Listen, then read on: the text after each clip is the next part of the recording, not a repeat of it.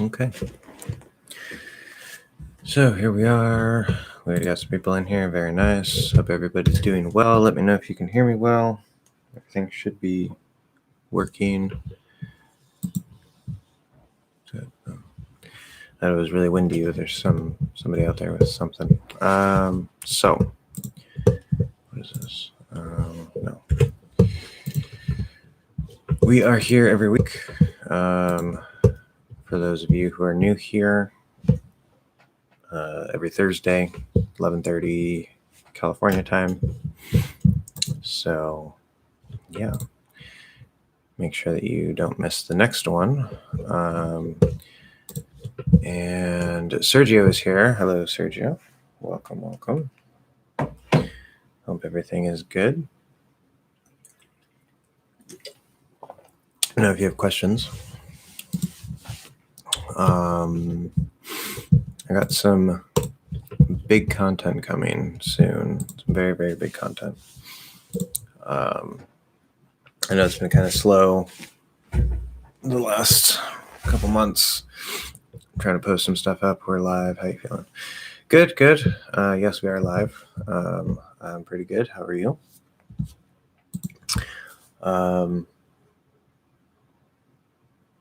But yeah, definitely have some big things coming. And I'm trying to set up, you guys can't really see it very well. You can only see this part here. Which that's probably not even accurate. It's really hard for me to stick to like a very precise schedule, but I'm trying to set one up and get sort of like a video posting schedule going. And yeah, I'm working on it, trying to get it going. But yeah, there's going to be like 2 or 3 really big lessons coming up.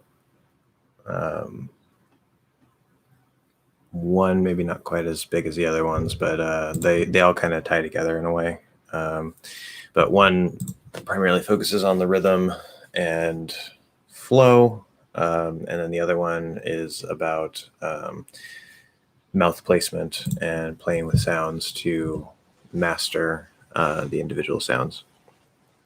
I've been reading your book. I got to the 1-2 game. Everything is really interesting. Well, good. The 1-2 game. I don't remember where that is in the book. It sounds like a pronunciation. So, the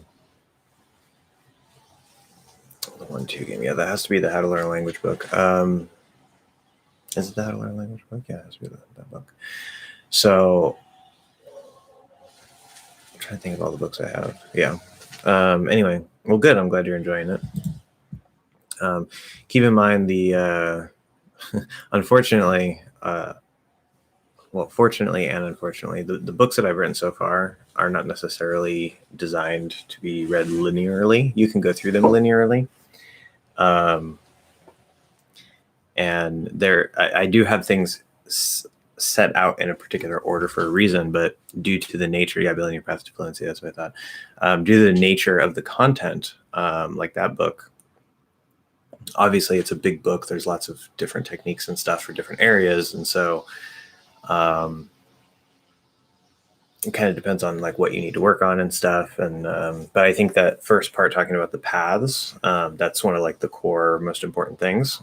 And so that sort of gets your mind going on how to think about approaching language learning. And then after that, you kind of say like, okay, well, what are the different areas? What are the skills? What do I want to work on? What's going to be most beneficial for me? And then you just go and, figure things out. So it's a lot of information that you kind of have to go through, but overall, I think it's a good resource. It's just a lot. That's the unfortunate thing. Hello, Gabriel. Welcome. Delio, welcome. Theris, hello. Yes, getting some people in here. Very nice. Sergio, could you explain again how devoicing affects the word changed? I know you talked about it in your last stream, but I couldn't find your explanation. Okay. So remember the devoicing, number one, it's partial devoicing. We're talking about end of word devoicing for those of you who don't know. I think I made a lesson about that. I talked about it somewhere. Yeah, I did. Yeah, I did. Okay. I don't even remember anymore. I have too many videos.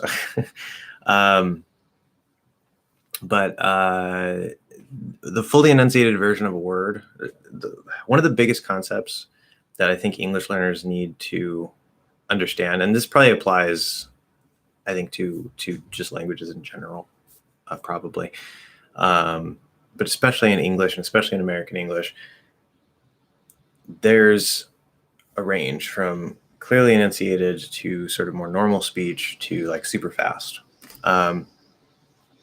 And most of the things we talk about, right, when we talk about the rules of this and that happening, a lot of those, if you can even consider them rules, apply within the normal range. And so, and that's all fine and well. It's like, okay, well, this is how people would maybe normally speak most of the time. But at any given time, you can dip into that slow, clear, more enunciated thing for a particular word that you might need to, push out or emphasize or whatever it is. So it's a very dynamic flow. And so fully enunciated, if I say the word changed, there's no devoicing at all. Changed. Okay. However, within the normal range, so the end of word devoicing would mean that the D can kind of become a T, and it's partial devoicing, remember, so it doesn't turn into a T. It's not changed to. No, that would be completely wrong. You go into that, into the D, right? We need that voicing all the way up to the close, but then when you release it, which you can also stop at changed, right? Might be a little bit unclear depending, but if you do get a little bit of a release, fully enunciated, it would be released as a very small weak D. With the partial devoicing, it would be released as a very small weak T. So it starts as a D, ends as a T. The sound before it, for certain things like this, it is technically possible, maybe if we're speaking lazily, that can actually affect the sound before it. It's not supposed to. I wouldn't worry about it. I would just focus on pronouncing it how it should be pronounced and just partially devoicing that last sound, if anything. So you could get instead of j, it would be ch, that would be voiceless. But then that D is going to turn into a complete T, right? Because it's now voiceless, and we're not going to go back into the D and then release it as a T. That would be like change to, or like, I don't know. I don't even know how that would work. So changed. And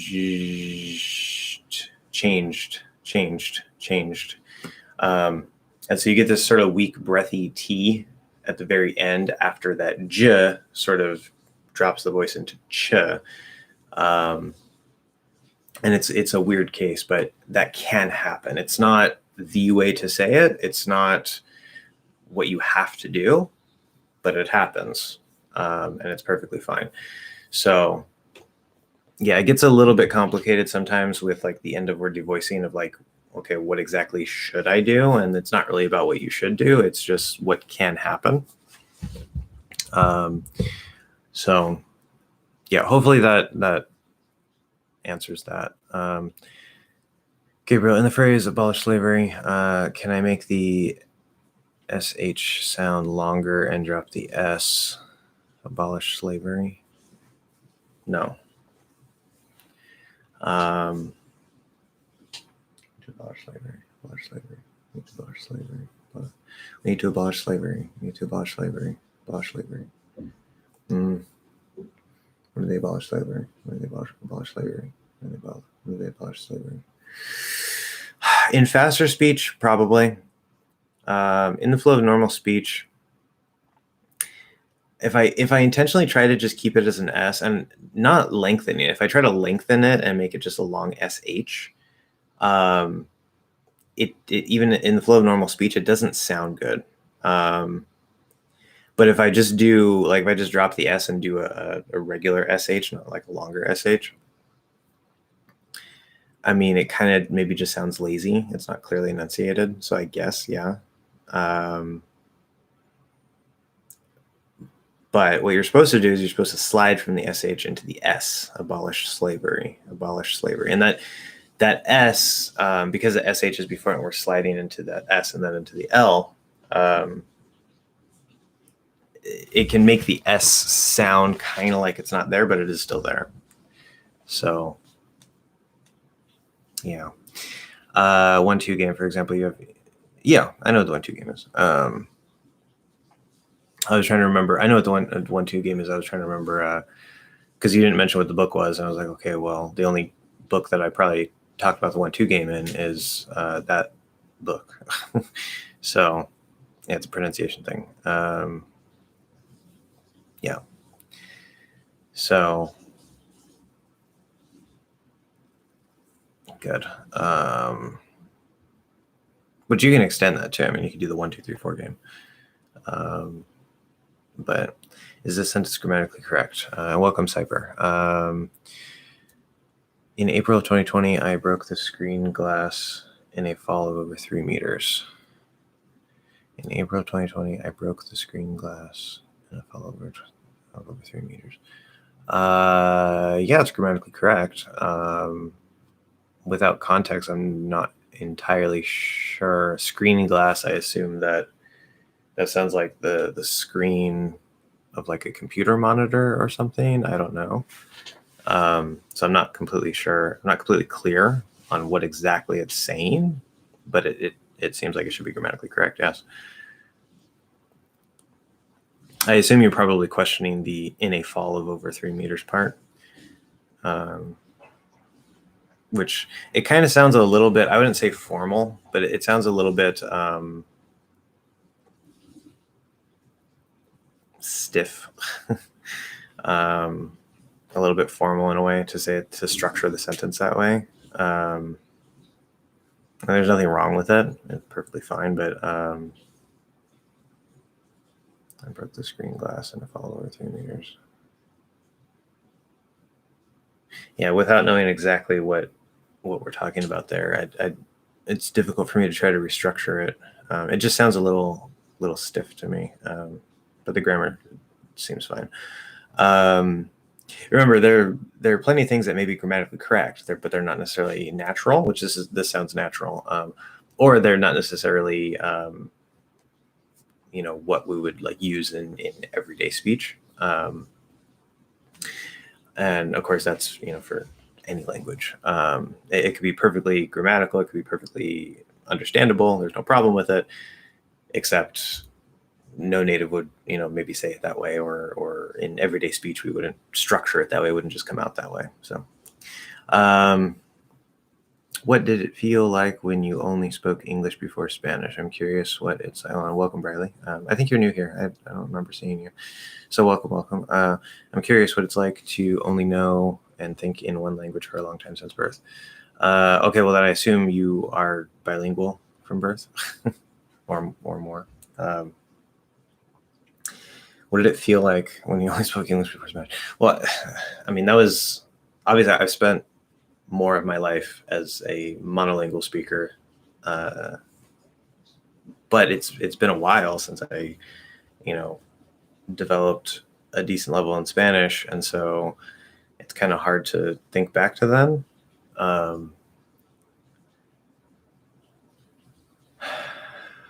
But what did it feel like? I mean, it just felt like like normal. I don't know. Of course, I think this gets into a whole other topic. I think culture and geopolitics is also important, which I know does not seem on topic, but given the fact that I'm an American and America is very much an empire, unfortunately, and most Americans don't learn foreign languages because most of us don't see the need to. It's like, well, we expect everybody to learn English, which I think is a horrible attitude, but whatever. And like, I'd never had that attitude. I've always liked languages. I've always been interested in languages. But because of that, it's kind of like, it's just like I speak English, right? And like, number one is my native language, but then also it's like I I don't necessarily expect like, oh, you should speak English, but like, because like some people, you come to the United States and there's some Americans, like if they hear you speaking another language, they're like, oh, you shouldn't be speaking that language, you speak English, which I think is so stupid. It's like, what, you can't speak another language just because you're in a different country? That's stupid. But I sort of took it for granted, I guess, that other people that, like if you were from like China or Germany or wherever, and you were trying to speak to me, that you would speak in English, even if you had an accent or whatever, especially since we're in the United States. So, I mean, I guess that's probably normal. Like if I were in France, I would expect someone to come up to me and try to speak in French because we're in France. But I don't know. It's kind of hard. I think you get what I'm trying to say about the whole geopolitics thing and the prevalence of English in the world and everything. But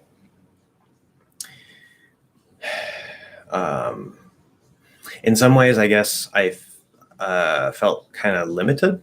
I still feel limited because, I mean, I don't speak all the languages that I want to speak yet. I'm going to get back into language learning later. But especially growing up in San Diego and hearing Spanish, but really understanding nothing. A couple words here or there. I mean, uno, dos, tres, 1, 2, 3. But like, yeah, it just makes you feel limited because like, oh, there's people who can communicate in a way, and then like you also like, which usually people aren't going to be talking about you, right? Like I think that's very like an egoic thought, like, hey, they're speaking Spanish around me, maybe they're talking about me. Like, no, but sometimes that does happen, obviously. In fact, somebody made a comment about me the other day in Spanish. It was somebody at a store, and they assumed that I didn't speak Spanish. I didn't say anything. I should have, but I was in a hurry and I didn't want to get into anything, so I was just like, whatever. So it does happen. But I don't know. I mean, like you live your life as someone who only speaks English, and since a lot of the world speaks English, a lot of the world is open to you.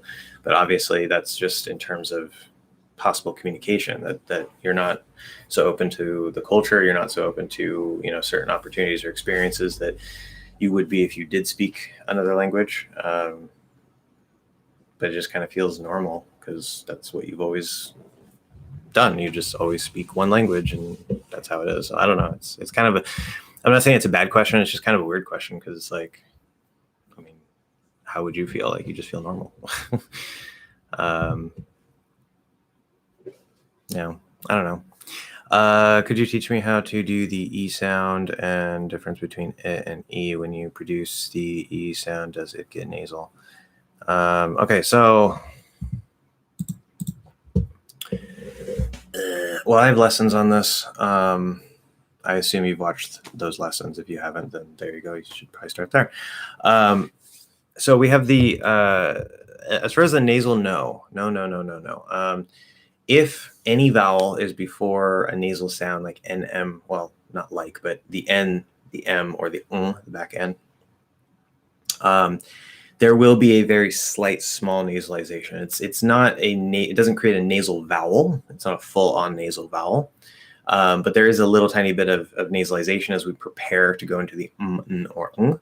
And so that flap in the back will loosen up just a little tiny bit. And it's not the biggest thing in the world, but it does exist. It is there. And I do think it's probably required to sound 100% natural. But it's a super small thing that a lot of people might not even notice. So that aside, no, when you're doing the sounds themselves, there's no nasalization.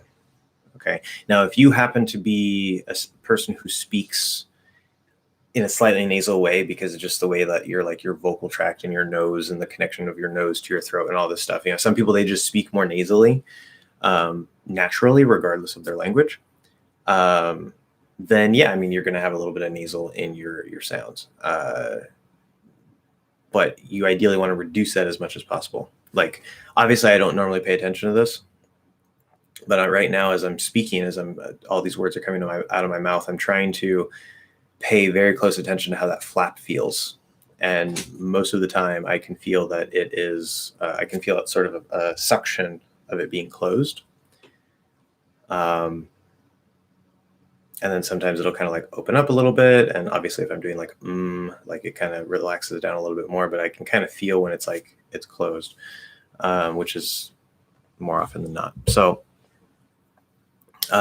E, E, E, E, E, E, E, E. If I get a little bit of nasalization, E, E, E.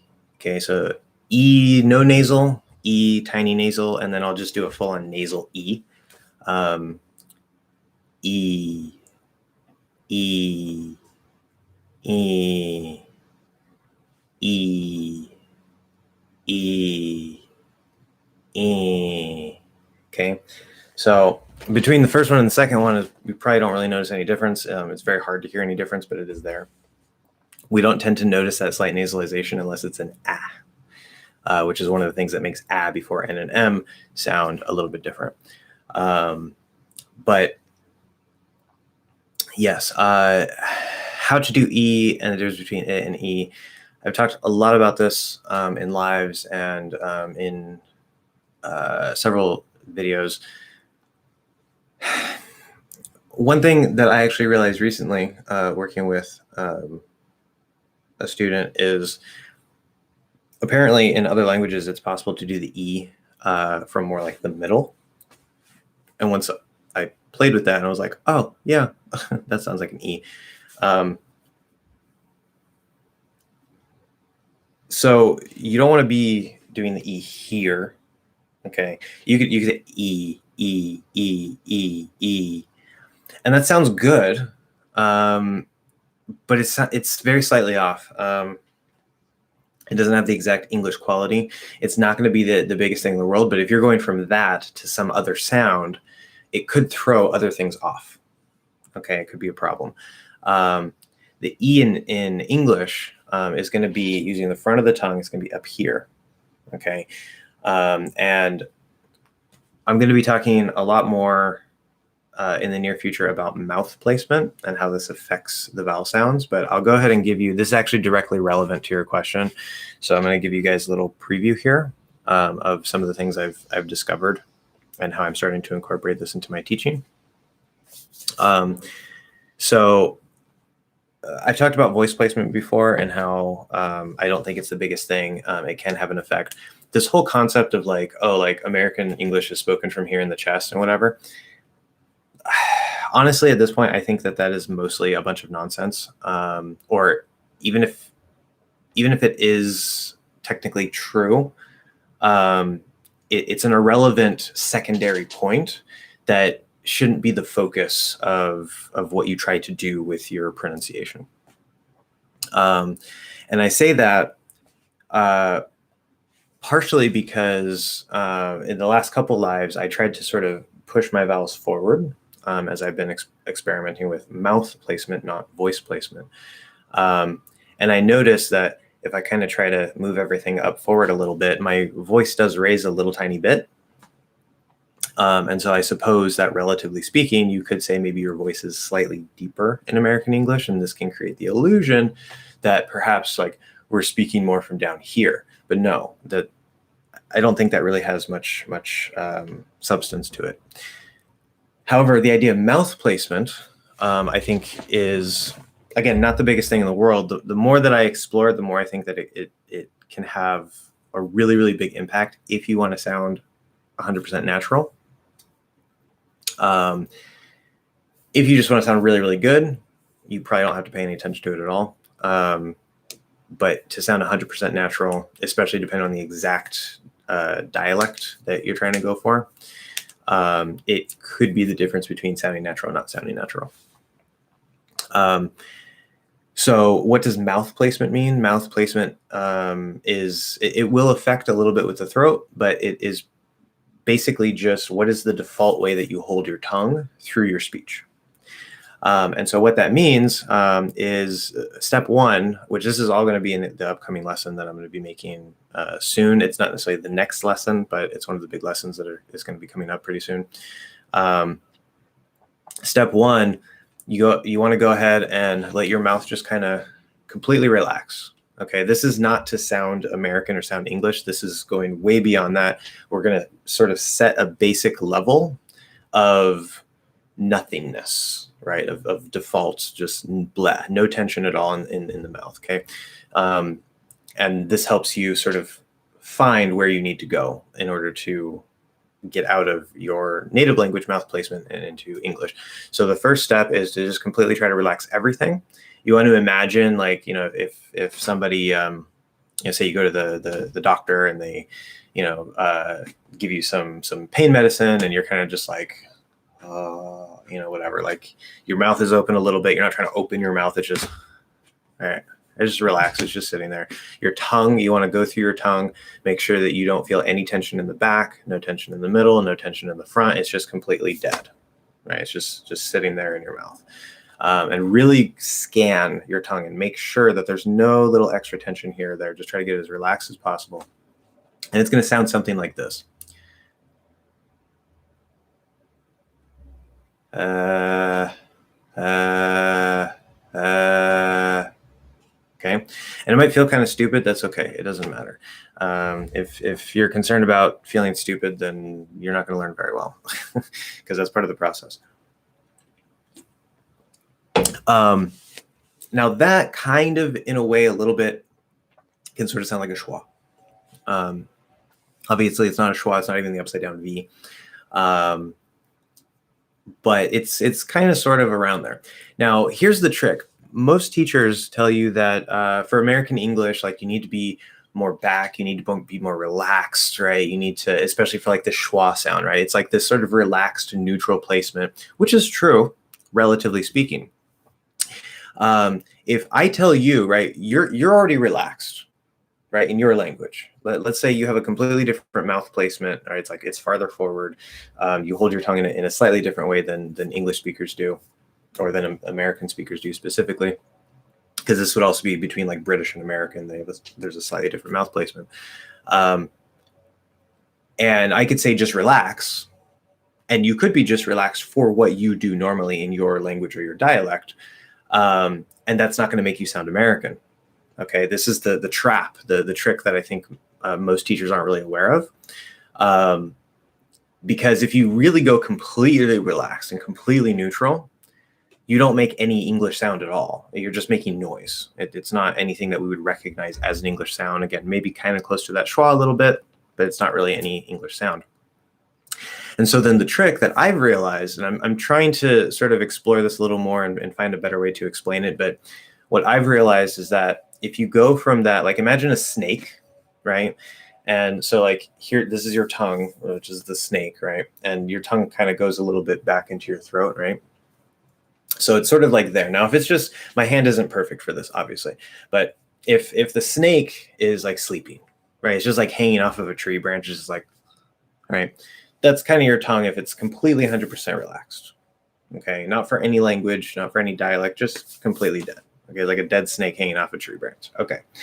Now, what happens if the snake is sort of hanging there and it wants to just sort of, not lift itself up, not do this or anything like that. It just kind of wants to not be hanging there. It wants to kind of hold itself up a little bit, just so it has a little basic stability, right? No particular shape or anything, just a little bit of tension. It's going to engage those muscles a little bit just to hold itself up a little bit as it kind of comes off that branch, trying to go into the next branch, right? Okay. So what you do for American English, and again, I'm still exploring this and trying to find better ways to explain it, but for American English, the way I'm currently trying to explain this and how it feels in my mouth is the default mouth position, what most teachers call relaxed and down and back.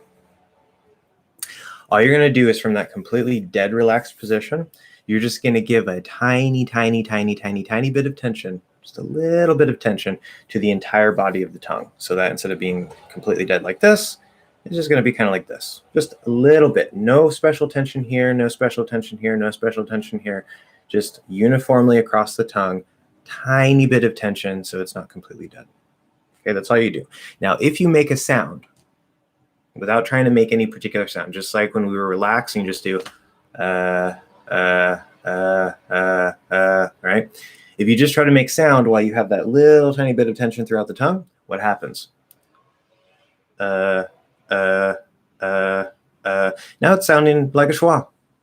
And that's within the range of the schwa.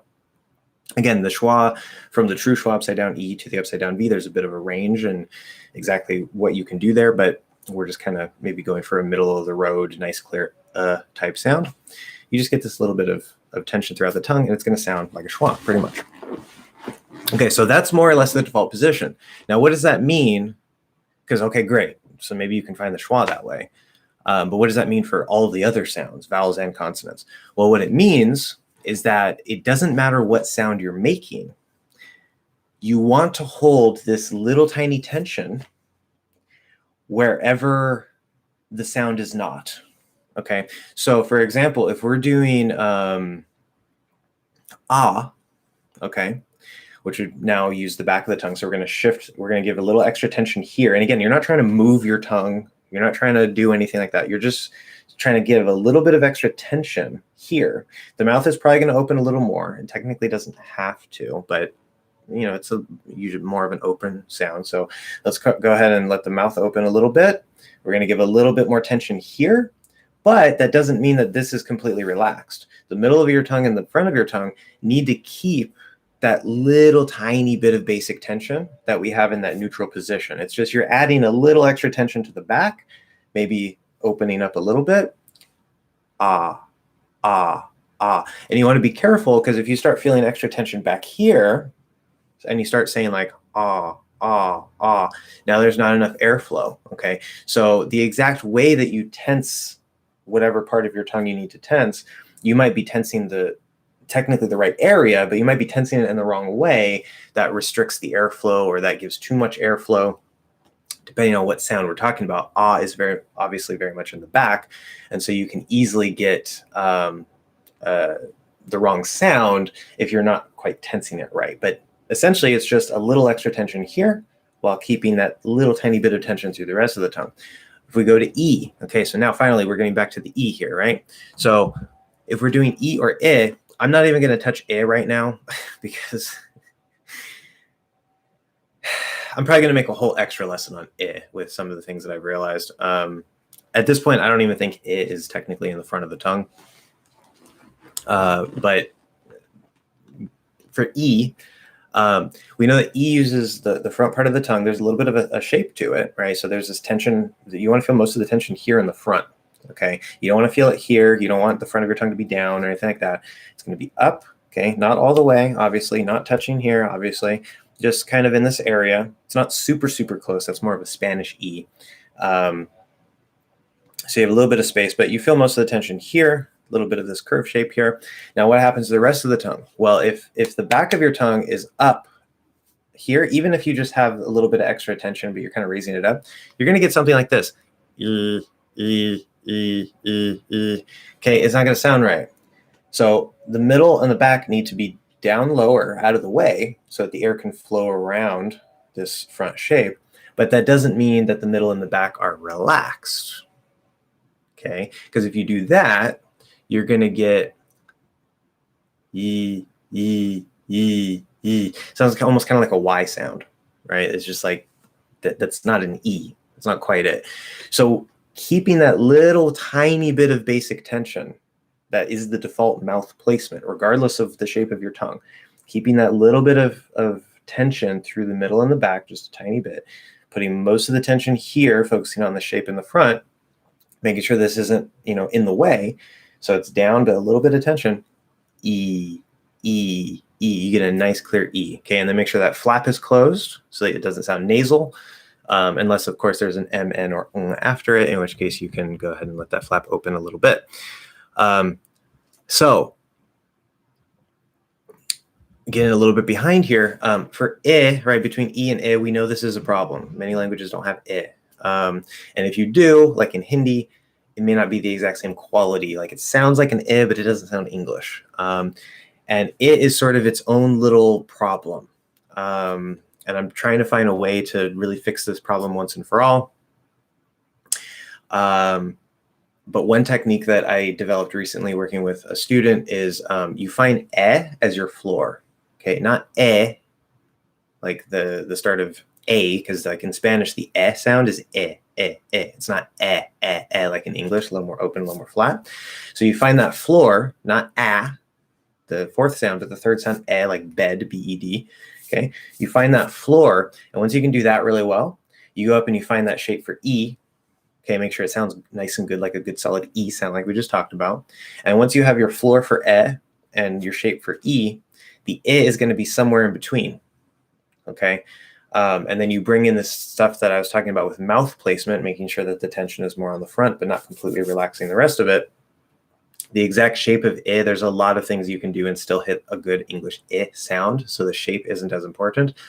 But a nice good little scale is if you have your nice flat floor for you have this nice shape up here for E, and if you find a way to transition that very nicely, okay, as you open slightly and get this, flatter until it's at some point in that transition, if you're doing it right, you will hit I, the second sound, like it, okay? And so establish your floor, try to pay attention to the basic tension in your tongue, making sure there's no extra tension in the middle and the back, just a little bit of basic tension to hold the tongue there. Make sure you get that shape for E. And if you have all those pieces, it is going to be somewhere in the middle. So that's what I would recommend that you explore and you play with. You have to play with it. I can explain it a million different ways. At the end of the day, if you don't play with it yourself, you're never going to find it. Okay. I suggest you to do something. I suggest you do something. I suggest for you to do something. Which one is correct? Why?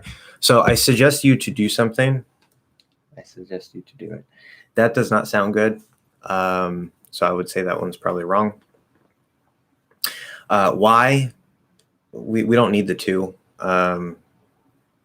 I mean, if we look at the logic of prepositions, to could logically work there. We don't use it. We don't need it. But there's another thing I'm going to say there in a second. I suggest you do something. So there's no to there. That sounds perfectly fine. And there's a reason for that. I suggest for you to do something. So if you have the for and then the to, I suggest for you to go. That one sounds okay. It sounds a little wordy. Like there's no reason to add the for and the to. You could just say, I suggest you do something. But it sounds okay. I don't know if it's grammatically correct, but it sounds okay. But that second one, I suggest you do something, that is definitely grammatically correct. That's the right answer for sure.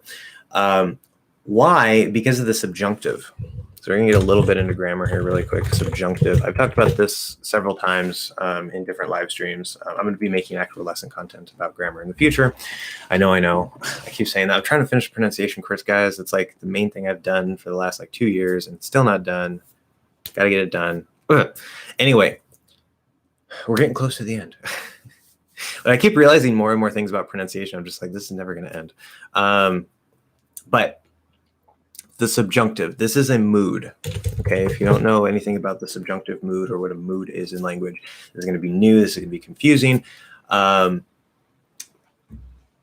might want to go look up some resources online that kind of talk about that a bit. They're not really, they're going to probably also confuse you in a way while answering some questions. It's a complicated topic, especially if your language doesn't really have the subjunctive mood, like English kind of doesn't have it. Technically, it grammatically exists. But for me, for example, when I speak Spanish, Spanish does have a very clear grammatically different subjunctive mood, different forms of the verb. So if I say, for example, quiero que lo hagas, okay? So I want you to do it. So in English, we use a completely different structure there with want. That's not the point here. But in Spanish, that would be quiero que, I want that, lo hagas. So it, you do, literally. Normally in Spanish, you do would be haces, but the subjunctive form would be hagas, lo hagas. And so it has a completely separate form. And especially coming from English, I still haven't come up with the best way to describe this, but if you're a Spanish speaker or a Portuguese speaker or a German speaker or a French speaker, basically any Romance language speaker, and you think about your native language and how you would say, I want you to do it or something like that, you're probably going to say, oh, okay, I know what that is. Like, you may not know conceptually, but you know based on how your language works, okay, yeah, that's different. I can kind of feel the difference. We're an English speaker learning a Romance language. It's very difficult for us to know every time when we should use the subjunctive, because in English, it's not a separate form grammatically. It does still exist grammatically, but it's not a separate form. And that brings us to the answer here. I suggest you do something. Notice, if I say, he does something, okay? You do something, he does something. We know that. It's basic present tense, right? But if I say, I suggest you do something, I suggest he do something, not he does. Now, this is something that is probably in the process of changing. You will hear natives say, I suggest he does it, because the subjunctive is very slowly disappearing in the little ways that it's still kind of different. It's very slowly disappearing. But it is grammatically correct to say, I suggest he do it. In that case, it's he do. Why? Because the regular mood, the nominative, is it nominative? Nominative. Yeah, I think it's nominative. That doesn't seem right to me. Anyway, the normal mood that we normally use, for just normal speaking, is based on facts. So you do it, he does it, period. It's not a recommendation. It's not a hypothetical or anything. It's just a very simple statement of fact. So it's just the simple present, or maybe the simple past, or whatever it is. But if we need to use that present subjunctive, which is very difficult for me to explain as an English speaker, it only really exists after certain keywords like suggest. Okay, we already see that want uses a completely different structure now. It's not, like Spanish where it's like quiero que. It's not I want that you do it. Maybe at some point in the past, that's how it was. It was like suggest. I suggest that you do it. We don't have to say that. I want that you do it. Maybe like 300 years ago, somebody spoke that way. I don't know. But want changed structure. Other verbs like suggest or recommend didn't change structure. They still use this structure. And if you use that third person, you need to use the present subjunctive form of the third person, which is the same. I do, you do, he do. Okay. So that's why, because it's actually subjunctive. Again, I'm not the best at explaining this. By the time I make the lesson on the subjunctive, I will hopefully have a better way to explain that. That makes things a lot easier. But that's something I have to sort of figure out still of the best way to explain that simply, so you can sort of hack it. Now, related to this on a side note, as I've also talked about this before, so there's the present subjunctive, and that would be like this, right? It's only with certain key trigger words. It's very, very specific, very limited in the use. So there's also the past subjunctive, and it's not actually past tense. It's just, it looks like the past tense. This also exists in the Romance language. So if you say something like, let's see here.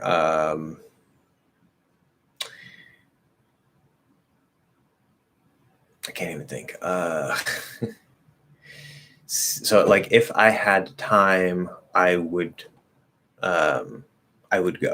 So I don't have time, but hypothetically, if I did have time, so if I had time, it looks like the past tense, but I'm not talking about the past. I'm talking about hypothetical present or pointing to the future. I don't have time now, but hypothetically, if I had time, I would go. Okay, that had is subjunctive. In Spanish, that would be like si tuviera instead of si tengo tiempo, right? That's like if I have time, not hypothetically, but like if and when I have time, I do this. But I'm not talking about the real possibility of, yeah, if I have time, I do it, period as like a fact. I'm saying I don't have time, but I'm imagining if I had time, si tuviera tiempo, lo haría.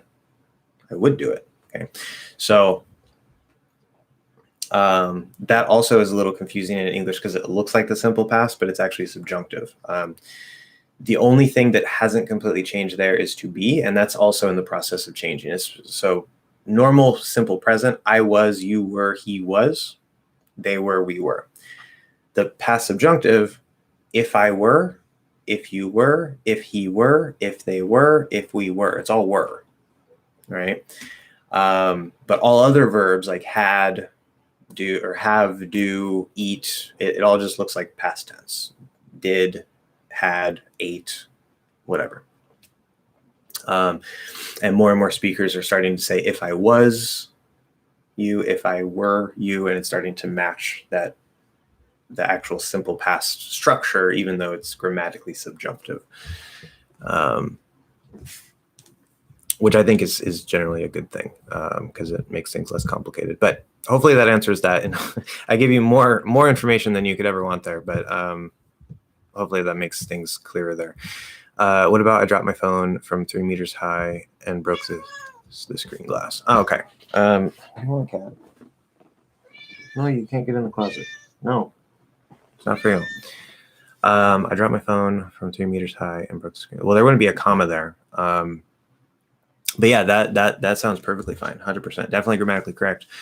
Sound compared to what you were saying before, definitely sounds much more like everyday speech, not so stiff. Or is it the glass of the screen? I dropped my phone and broke this glass of the screen. Here saying glass of the screen kind of makes it sound a little stiff again, a little formal in a way. Screen glass is perfectly fine. Yeah. Or we would actually probably just say screen, because you're talking about a phone. It's very clear what you're talking about. And right, like the screen is glass.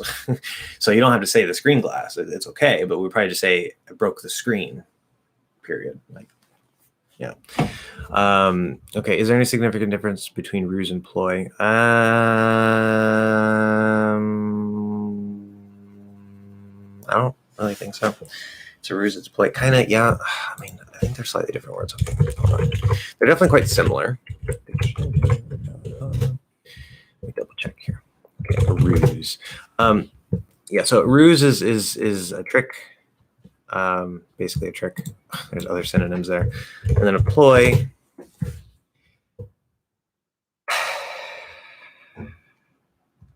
Stratagem.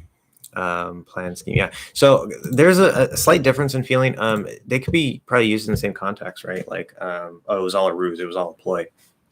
Ploy sounds a little bit more like plan, ploy, plan, where ruse could be a plan. There could be like, it was a ruse for this purpose. But it could just simply be a trick. Like maybe he just wanted to trick you. Okay, whatever. It was all a ruse. But ploy specifically sounds like it could still be something of a trick, like it's something deceptive.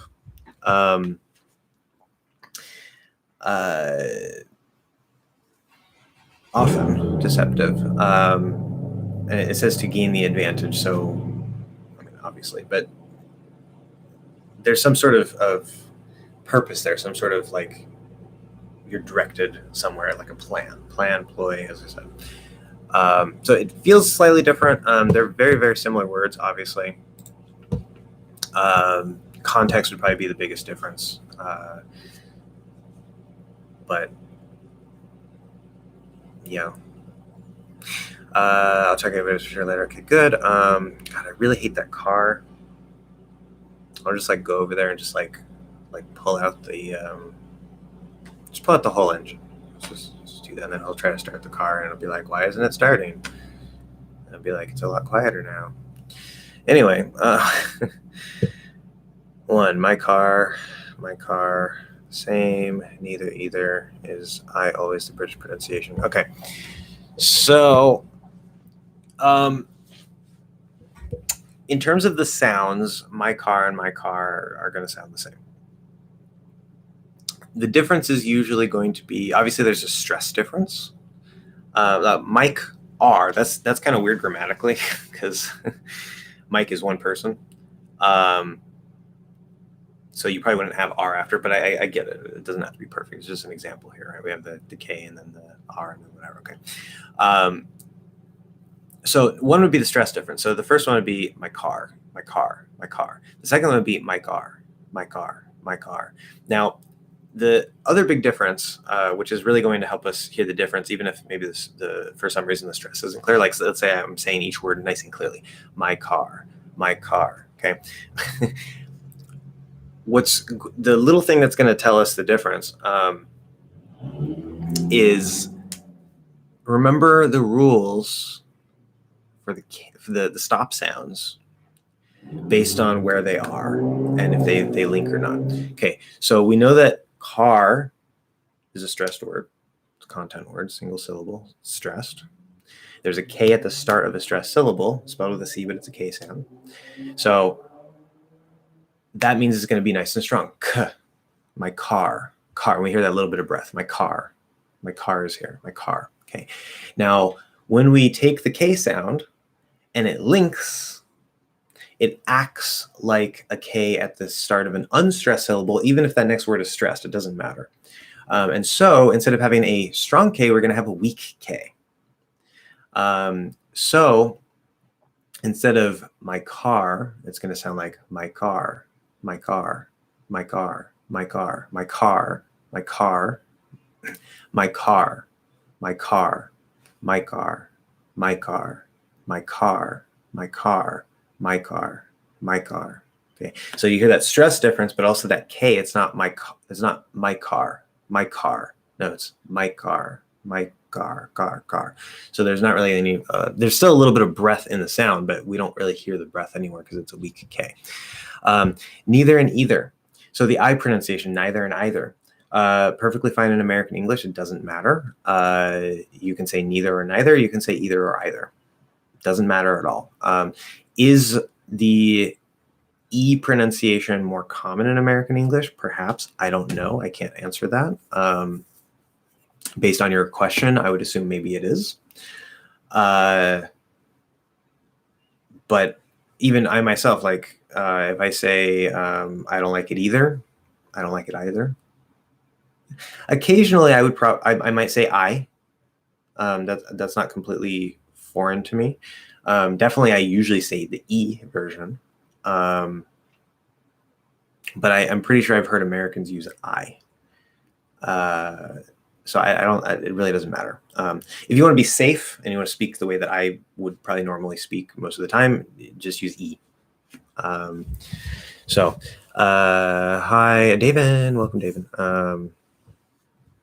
Finally get to David. I'm so behind now. It looks like I'm so behind because of David with all the comments. No, I guess not completely David. It's also a lion. Anyway, sorry, I'm joining later. Yeah, which one? Later, late, not later, late. Later would be a slightly different meaning. Just finished eating a bowl of pho. I've never had that, so yeah, I just know it's Asian.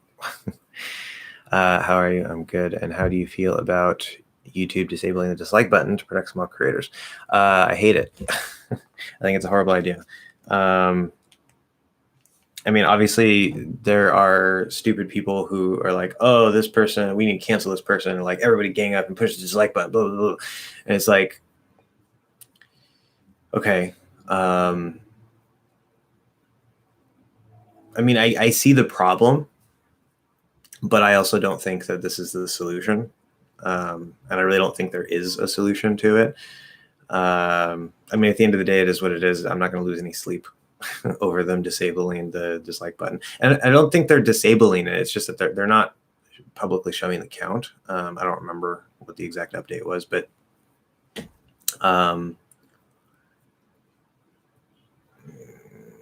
because I think that the dislike feature is important information.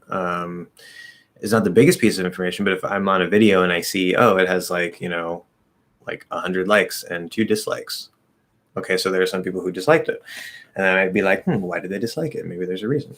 I don't know. It doesn't really matter that much to me, but I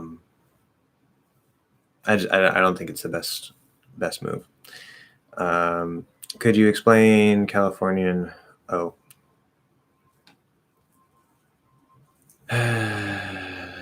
Well,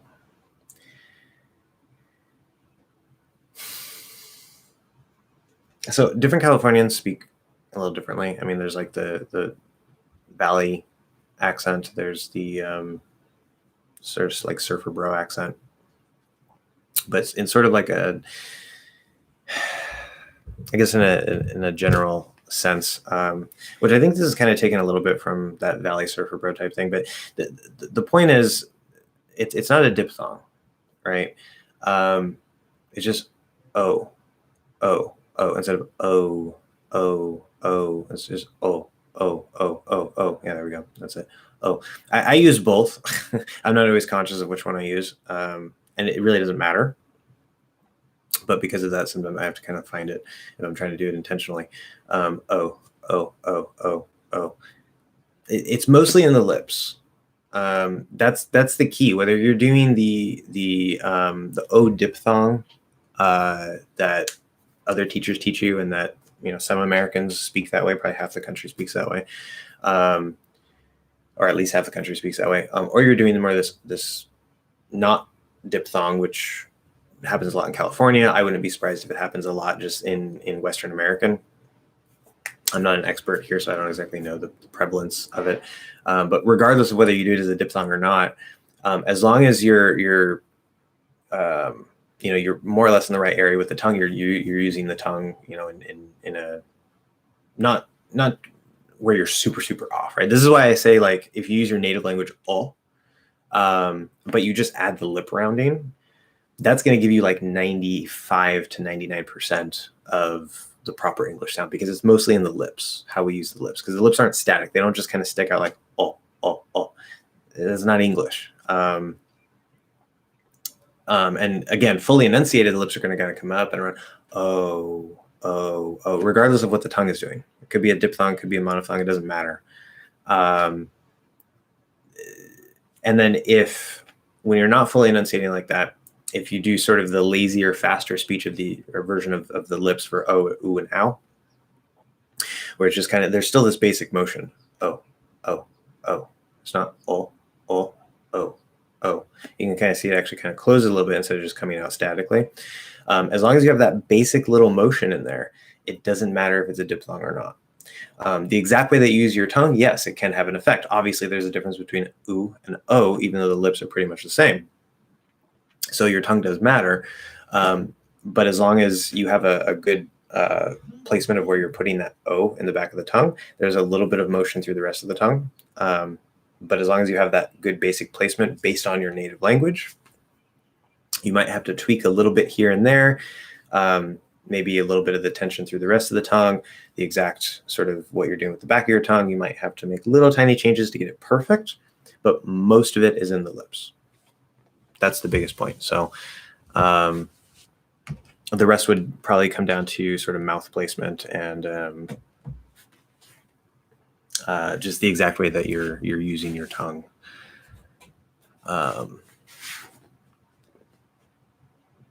So hopefully that helps. But the California O is essentially the O in other languages, except the lips aren't static. And that's not 100% accurate to put it that way, but approximately that's the practical explanation that allows you to hack it. Technically, I think the California O is a little more fronted, like cool, right? You try to get this like surfer accent, like, hey, bros, let's go surfing, yeah. That type of accent, which that's not how most Californians sound, but it's a very Californian sounding accent. We associate that with California. A lot of it seems, and if you look on like the California vowel chart, I think you'll also see that like a lot of the vowels are sort of like fronted or moved around a little bit, and that's how you get this sort of like surfer bra like type sound, where it's just like cool. Yeah, let's go and party, dude. Like, so whatever. Clearly I don't sound like that, right? Denny. Okay, I'm looking to buy another of your books, and I thought before I buy a random one that might not in my needs, but not that might not fit my needs. Probably better. Might have been a typo there. Or you might have forgot the word be, might not be in my needs. Which one do you think I should get? I want to have a native accent sound. Okay, so in terms of pronunciation, the only book that really focuses on that is the How to Learn a Language book. And obviously I give you lots of ideas and techniques in that for pronunciation specifically in that section. I don't have like a specific pronunciation book. The logic of preposition book, that's not going to help your pronunciation. That's not the focus of that book in any way. The other book I have, aside from my poetry book, would be the point of view stories.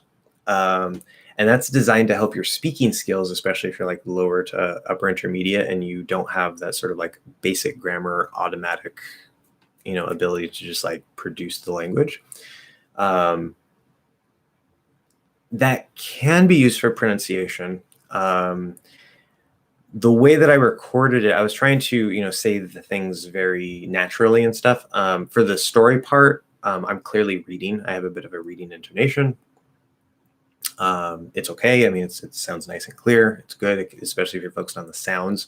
It can really help you get the sounds. And then for like the questions and answers, where like you hear the question, you hear the answer, whatever.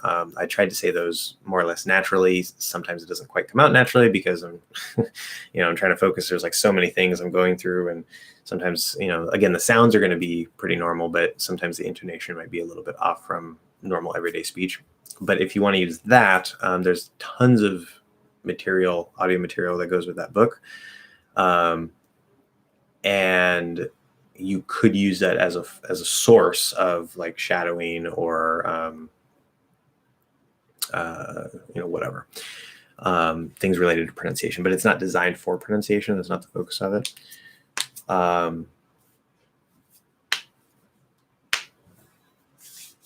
So that's all I got right now. And I don't think I'll ever write, maybe at some point in the future, I might write a book about pronunciation. I highly doubt it because it just seems so backwards to have a book about pronunciation. I can kind of see the value in it, but it just seems so backwards because pronunciation is sound. And a book is written words. Anyway, I've talked about that a bit before. So what I would say is that your best bet would just be to follow the channel. Make sure the pronunciation course isn't done, but I have a playlist with over 100 videos in it that goes through like all the basic sounds, all this. I've pretty much done with all that.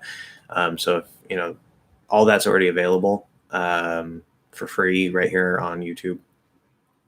And if you have specific questions about things, try to make sure I don't have a video on it already, and then you can comment on a video or whatever. Be like, hey, can you talk about this? And then I can try to address your questions. So that's what I would say.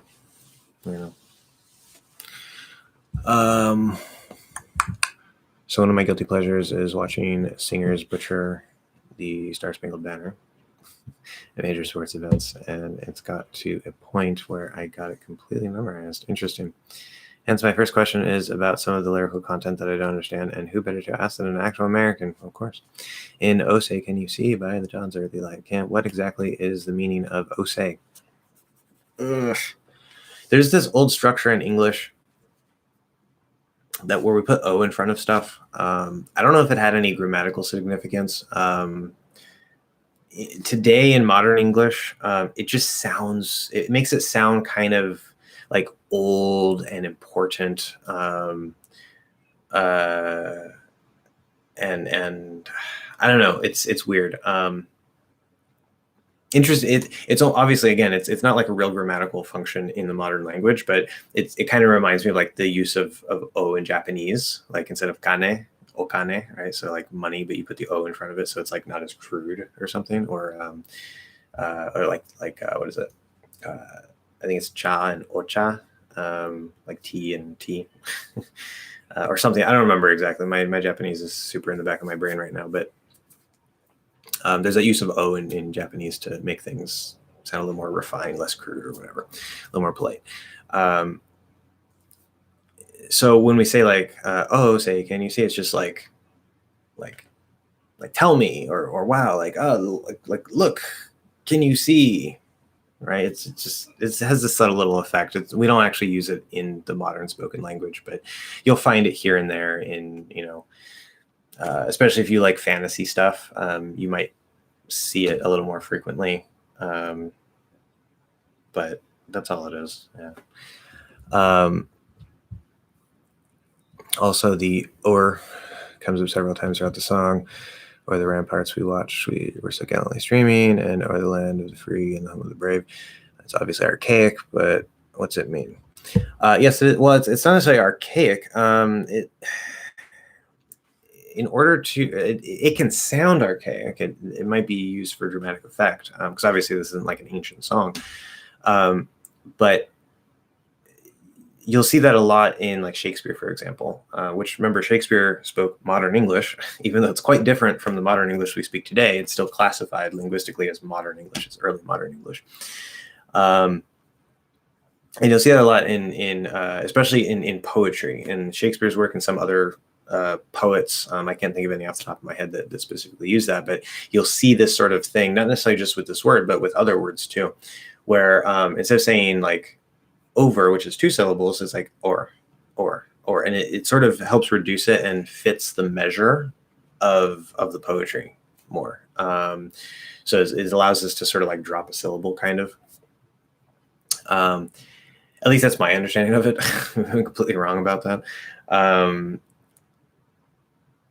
And so again, like I even have one poem where I use that to give the effect that it sounded a little fancier and a little like older, and it just gives it can have a certain thing on it like that. But again, in everyday speech, we wouldn't actually do that.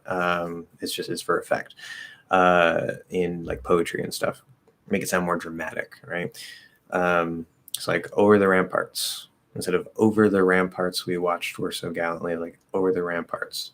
Or the land of the free, or the land of the free, over the land of the free. So, because that V, like if we drop it, it still sounds okay.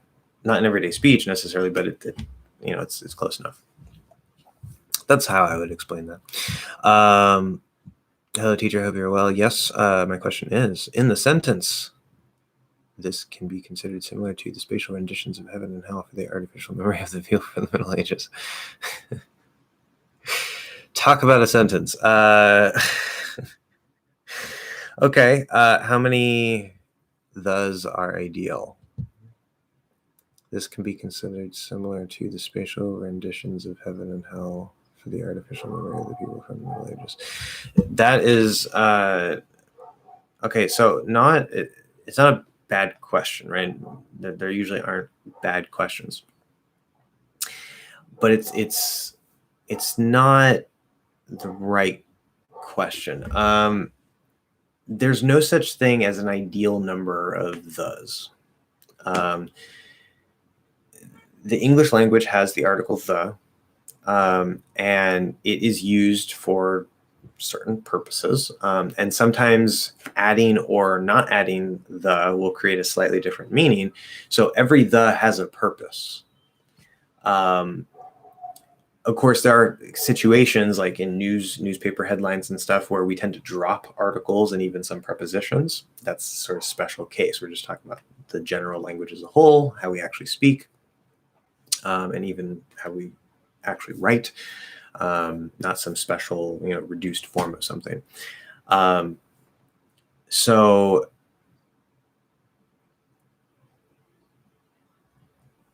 usually, more often than not, if there's a the and you just remove the, it's either just going to sound bad, it's going to sound grammatically incorrect, or less likely, but still very possible, it's going to slightly change the meaning of what you're talking about. So it should be clear that it's not what's the ideal number of thes. It's not like we're just throwing thes in there. Like, this sentence needs more thes. Okay. So this can be the considered, similar to the spatial renditions of the heaven and the hell, because I need more thes in this sentence. There's not enough of them, right? Like it doesn't quite work. That's not the right way to look at it. Every the has a purpose. And depending on if you use it or not, will either make it grammatically incorrect or slightly change the meaning. So it depends. I'm pretty sure over is just archaic for over. That is true, yes. That's what I understood it to mean after having read some old poems. I may be wrong, though. Yeah. I think over is probably like the most common word that you see with that. I don't know if there's a reason for that necessarily. No, go away, go away, go away, go away. Okay. Anyway, I'm not a historian on like the reasons why this particular thing happened in English, so I don't really care. But it is archaic, yes. Does the in income, I know it's technically not an ng sound, but an n sound, sound the same as the one in sing? Okay, so well, there's a bit of a false assumption there. Okay. At least based on the way that I would describe it. So in the word, and I think, Finn, you had some questions related to this last time also. So income, right? You can clearly enunciate it as come, right? Perfectly fine. It's in and come put together. Income. There's nothing wrong with that. However, what we're probably going to do more likely is we're just going to shift to that back end because front end and back end sound very, very similar. It doesn't really matter. And that's what we tend to do, right? We'll shift it back. So income. That's shifting. In this case, it happens to be inside of a word instead of between words. Now, when you say, I know it's technically not an ng sound, I don't know if you're under the false assumption that ng is supposed to be ng, because it's not. There's no g there. If a little bit of a g happens to come out, that's okay. Very small g, no problem. But there's not supposed to be a g as part of the sound. It's just ng. That's why I call it the back n, because it's exactly the same as in the front, except when you release it, you might kind of get a little bit of a g just due to the physical mechanics of releasing that position. And it can happen. So it is the ng sound, but then there's a k after it. So just like in think, this is the ng sound plus a k, which I would write, I can't underline in the chat here, but I would write it as nk underlined so that you know it's not nk, but it's nk. Okay, so you're just going to that back end position, which is the ng sound, and then you're instead of releasing that position and maybe getting a little bit of a g, which is possible, but it shouldn't be an actual g sound. You're pushing out a k from that position. That's the only difference, but it is still the ng sound. So does it sound the same as the one in sing? Yes, it sounds exactly the same. The only difference is that, because I'm doing exactly the same thing, I'm going to this exact same position in the back. The only difference, the only two differences. One, so sing, again, you can use e or I for the vowel. It doesn't really matter. So if you use I, sing, and you use I in income, which is what it's supposed to be I, then the vowel will be the same. The way I say sing is with an E, and so that would be one difference. But as for the itself, that is being produced exactly the same. We're going from to but at the end of sing, that's it. There's nothing after the That's it. But in income, obviously you go there and then you push out a K. So you're just adding another sound. Just like if I said singer, right? You're adding an to it. So it would be exactly the same. Okay. Thank you for sharing. English poems aren't really my forte. Also, last session, I doubt. Okay, so back to Lion. I had doubt on as. Would you be so kind as to pass me the butter beans logic of as here? Would have you? Okay. No problemo. No problemo. Yeah, we like to say problemo. For some reason, we changed it into an A. If we try like take that from Spanish and put it in English. We say problemo. You would think we would say no problemo, which we could also do that, but we tend to change it into an A, which is really weird. Anyway, okay, so doubt about as. So the logic of as, remember, generally, the logic of as is being in some way. And sort of the core idea of as is being. Would you be so kind as to pass me the butter beans? Which, by the way, I never completely formalized that, so there is a chance that maybe that's not it, but I'm pretty certain, based on my analysis, that that would be a good keyword for it. So would you be so kind as to pass me the butter beans? Now, this sentence is very, very polite sounding, even formal sounding. You're using would to make it like a very nice, polite question, and then be so kind, right? Obviously, instead of saying please, you're saying would you be so kind? Very, very nice, polite sounding. That's not directly part of why we're using as, but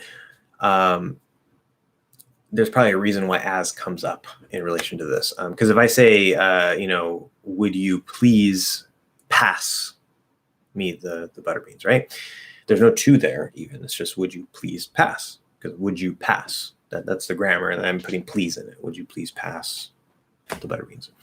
So there's no need for to there, because would is already the conjugation with the helping verb. But when you say would you be, okay. So now would and be, instead of would pass, right? Would you pass me? As the question is, would you be? Okay. Now that's the question. You're still asking them to pass it. But now would and be are connected instead of would and pass. Okay. So would you be so kind? So that's one idea there. Would you be so kind?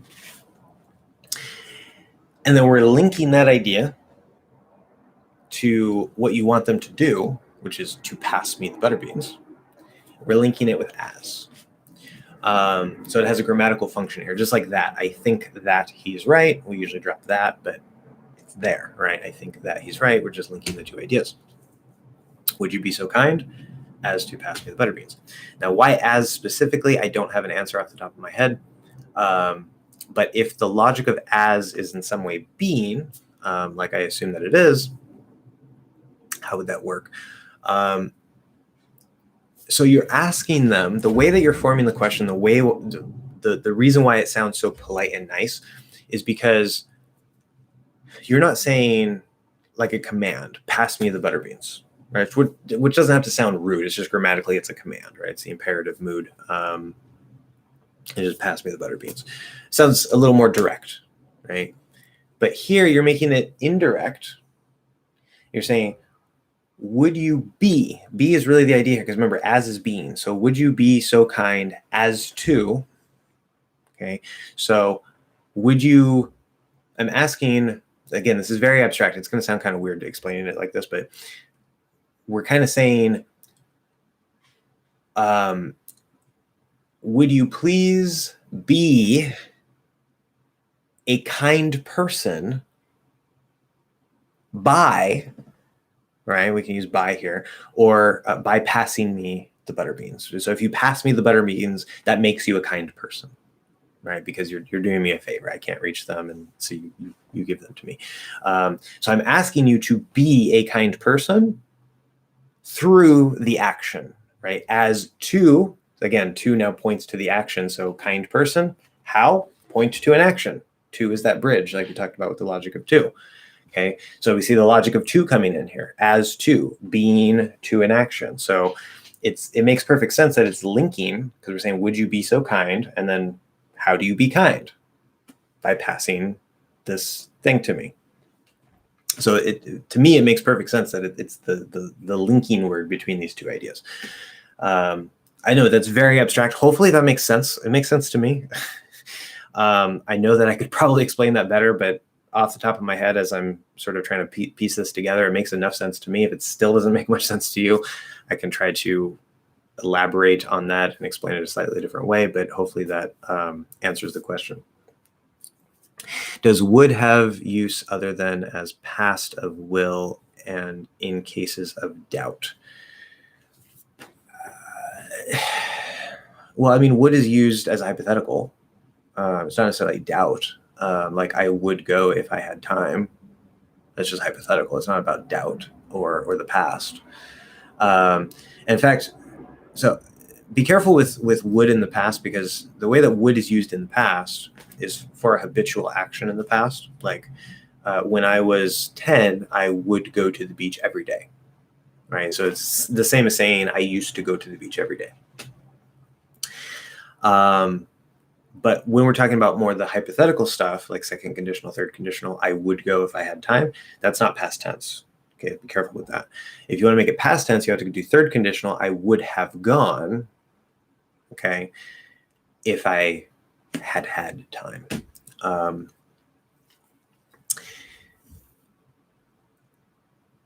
So yeah, would has like 3 or 4 distinct uses, more or less. I can't think of, I think there's maybe one more, but I can't think of it off the top of my head. But definitely in those hypothetical conditionals, second conditional, third conditional. Yeah. But I mean, also here, so actually, this is probably the other one I was trying to think of. In your last question, right? Would you be so kind? We can use would or even could to make things sound more polite. And often it doesn't really matter if you use would or could. I can say, could you be so kind as to pass me the butter beans? Would maybe sounds a little bit more formal in a way. Could works just fine. Would definitely be more like the standard, more common thing to say. But we get a similar type of effect. It makes it sound very, very polite. And again, this is rooted off of that hypothetical use, like I would go if I had time. But it's not actually hypothetical, right? You're actually asking them to do something. It's like an indirect command, like, please pass me the butter beans. But by using this structure with would, that's why it makes it sound more polite, because it sounds less direct and it sounds sort of kind of hypothetical, right? That makes it sound less direct and thus polite. Also a little more kind of formal in a way. So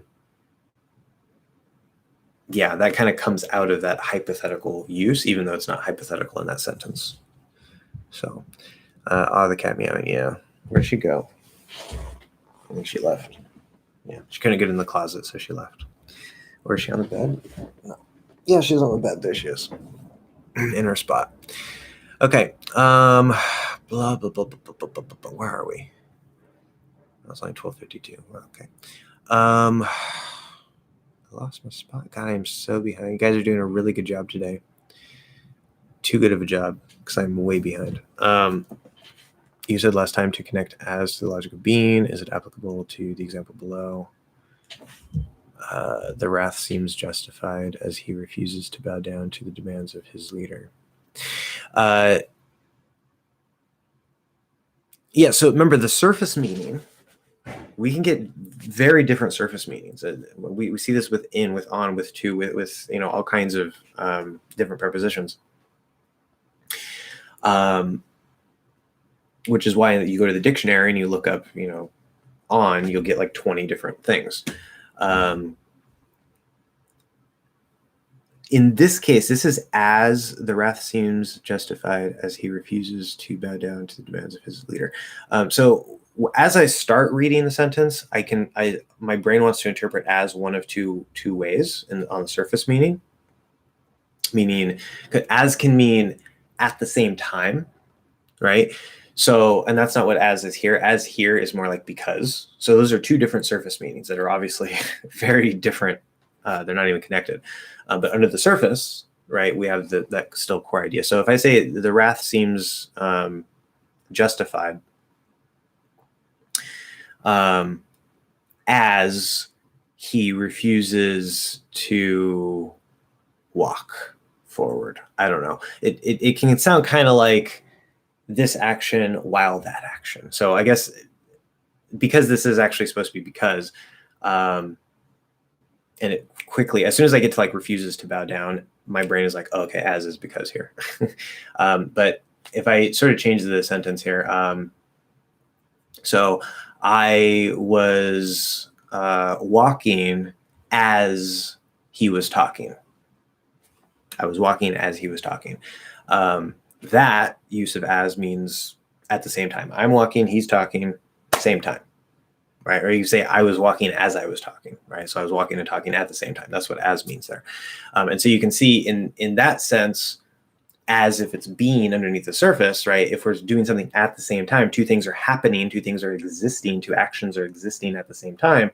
So I'm walking as I'm talking. It makes sense that being is somehow abstractly under the surface. What's creating that use. Here, the wrath seems justified as he refuses to bow down to the demands of his leader. Which is actually, I think I need a little more context to be 100% sure, but my brain wants to say this is because. And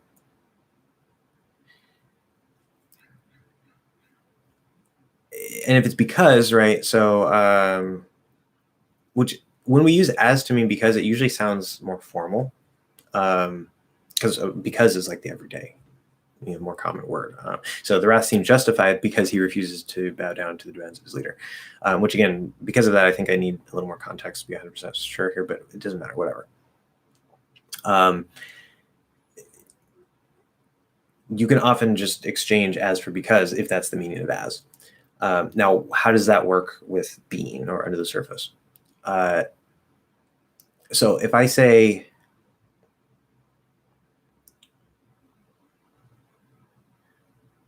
let's say I'm trying to call you and like I call you like 20 times, you never answer, you never return my calls. Okay. So finally, right. Okay. Let's say I'm the doctor, right? I'm at the doctor's office. I'm trying to schedule an appointment for you and you don't answer. Right. And so I leave a message and I say, okay, as you have not responded to our calls, we will not be able to see you. Right. So because you have not responded to our calls, we will not be able to see you. When we use as like this, it's saying it's the same as saying given the fact that something. Okay, so the wrath seems justified given the fact that he refuses to bow down to the demands of his leader. There's something that exists. There's some situation or circumstance that is there, right? It exists. It's in being. It's in existence. Okay, and because of that thing, something else, right? Some consequence or something based off of it. So as you have not responded to our calls, that's a fact. That is what is happening. You are not responding, right? It's a negative happening. You're not responding to our calls. So that's the action that is existing, right? Because of that, or based on that, we will not be able to help you or whatever, right? Okay. So hopefully that makes sense. Now, I don't want to skip over the ones that I had here. Also, should I use where or when to replace in which? Good question. Very good question. Yes. It's not always a simple yes or no, black or white answer, but in general, yes. Natives very, very commonly use where or when to replace in which. It depends on exactly what the context is and or exactly how we're thinking about it. So you can't always just use where and or when like completely interchangeably with in which whenever you want. But very commonly they overlap and it doesn't really matter. So if I say you might find yourself in a situation in which you are stuck, which sounds very formal. In which often will sound more formal, not all the time. Or I could say you might find yourself in a situation where you're stuck. That sounds very common everyday speech, very nice, very natural. You might find yourself in a situation when you're stuck. That one doesn't quite work here because now it seems like between situation and when, it sounds like the situation happening at a certain time. So it's like when you're stuck, the situation happens. It's like the opposite. Instead of saying a situation in which, right, you are stuck.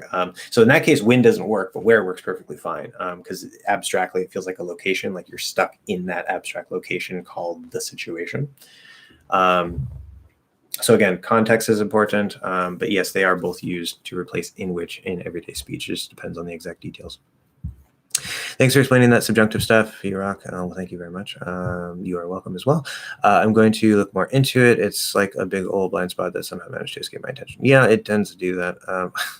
The subjunctive is something that really flies under the radar in English because, as I said, it's disappearing as a distinct form. And I know there are teachers who talk about it, but it's also, even in other languages that do have it as a distinct thing, like in Spanish, it's one of those things that you don't get to on the first day, right? Like you're just trying to learn how to like say words and put basic grammar together, on day one. Where the subjunctive is like, okay, here's this whole new mood, this whole new like what even is a mood, right? That usually doesn't come into like the upper intermediate to the advanced level. And so obviously, like if the average person hasn't even gotten that high, it's not going to be discussed as much, right? It's not as big of a topic that people tend to ask about because less people get to that point. So, or I should say fewer people get to that point. Okay, what's the difference between suppose, presume, and assume?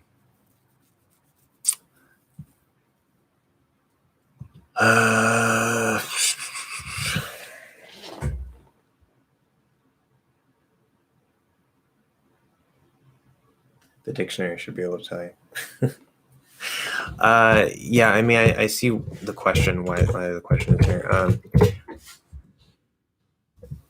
Yeah, because if you look up suppose, right, at least on dictionary.com, the first definition is to assume something. I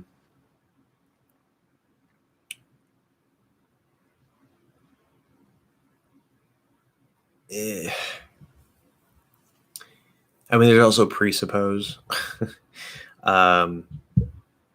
When used as a verb, to suppose something, it says to assume something, to presume something, to think something. So depending on the context, they can be pretty much interchangeable. They'll just sort of feel different.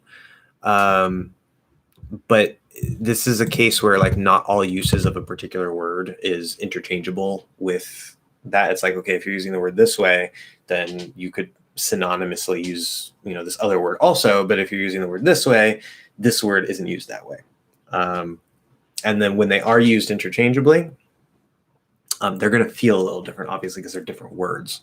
So there's going to be like little shades of feeling difference there that probably won't really make any difference. And this specific group of words, I'm sure you already went to the dictionary, but I'm going to refer you back to the dictionary because it's sort of it doesn't match up nicely. There's many uses of suppose. Okay, this was used as a verb in both cases because it says verb without an object. Could be assume, presume, or think. Verb with an object, to assume, to consider, to believe or assume as true, to think or hold an opinion. What do you suppose he will do? Now, I'll use this as a little example between like suppose and assume. So if I say, what do you suppose he will do? If I say, what do you assume he will do? That does sound like a slightly different meaning. It's not quite a synonym there. If I say, what do you suppose he will do? It sounds very, very theoretical. Like, well, I suppose he'll do this, maybe. Like, I don't know. But if I say, what do you assume he will do? Now it sounds a little more concrete. It's a little less abstract, a little less hypothetical. It's like, what do you assume? What do you think that he would do or will do in this situation? So an assumption is some sort of default thing that you work off of, where a supposition, it could be used to mean that. Suppose the distance to be 1 mile. That's an example sentence here. So assume, like, let's just say that this is true. The distance is 1 mile. In that case, here's my question, right? You can use suppose or assume in that case, and they're interchangeable. But in this other situation, what do you suppose he will do?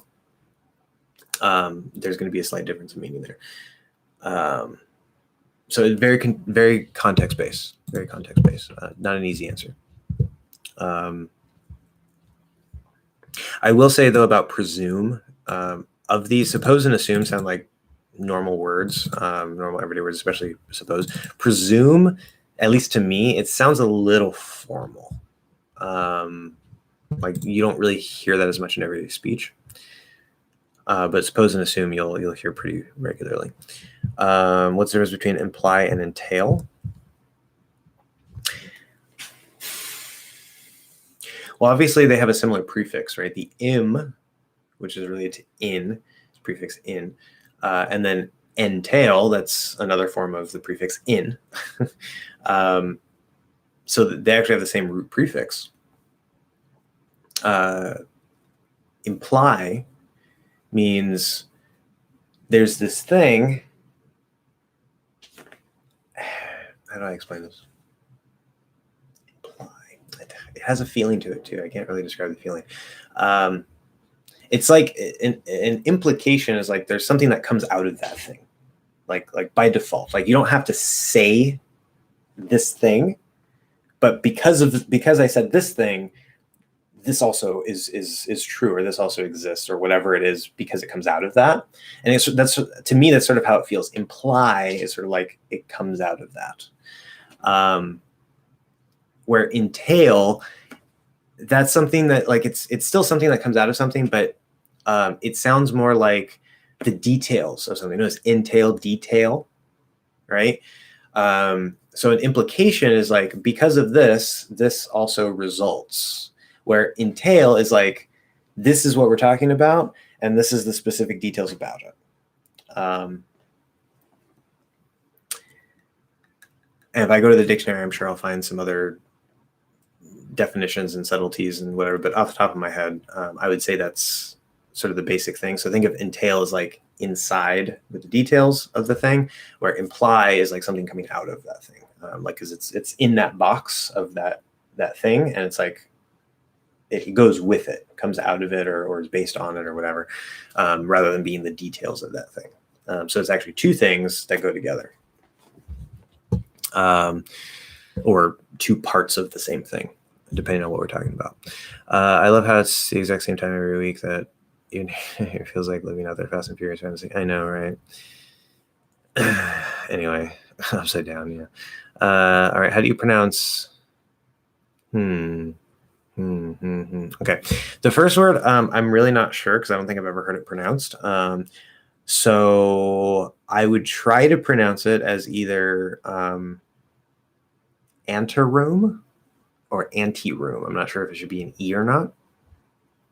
So I honestly have no idea because I've never heard it pronounced. Remember, that's a real thing in English. Like usually we've heard most words pronounced at least once, but there are some words that if we've never heard them pronounced, we actually can't be 100% sure on how to pronounce them because English doesn't have a phonetic writing system or spelling system. So even for us natives, we can make a guess, but if we've never heard it before, we can't be 100% sure. Antecedent, I don't know how else you would say that. Yeah, antecedent. I was going to try to switch the stress. I'm like, no, that sounds horrible. Like an antecedent. It doesn't even sound like the right word. Antecedent. Precedent. Again, I don't know how else you would say that. And predecessor. I also don't know how else you would say that. So antecedent, precedent, like president, but with a S instead of a Z sound, precedent, and predecessor. I heard Britney is finally free now. Is that true? Yeah, I heard about that too. Big thing, big news. If it's big enough for me to hear about it, then I know like all of society is probably going crazy about it. Because I'm always out of the loop. What's this weird vowel singers do when elongating you? 158. I remember Avril Lavigne doing that. So remember, Finn, if you post a link, which I assume is what you did, it will not go through. I see no link. So I don't know what song you're talking about, what video you're talking about. If you just give me the name of the song and who sings it, I can look it up.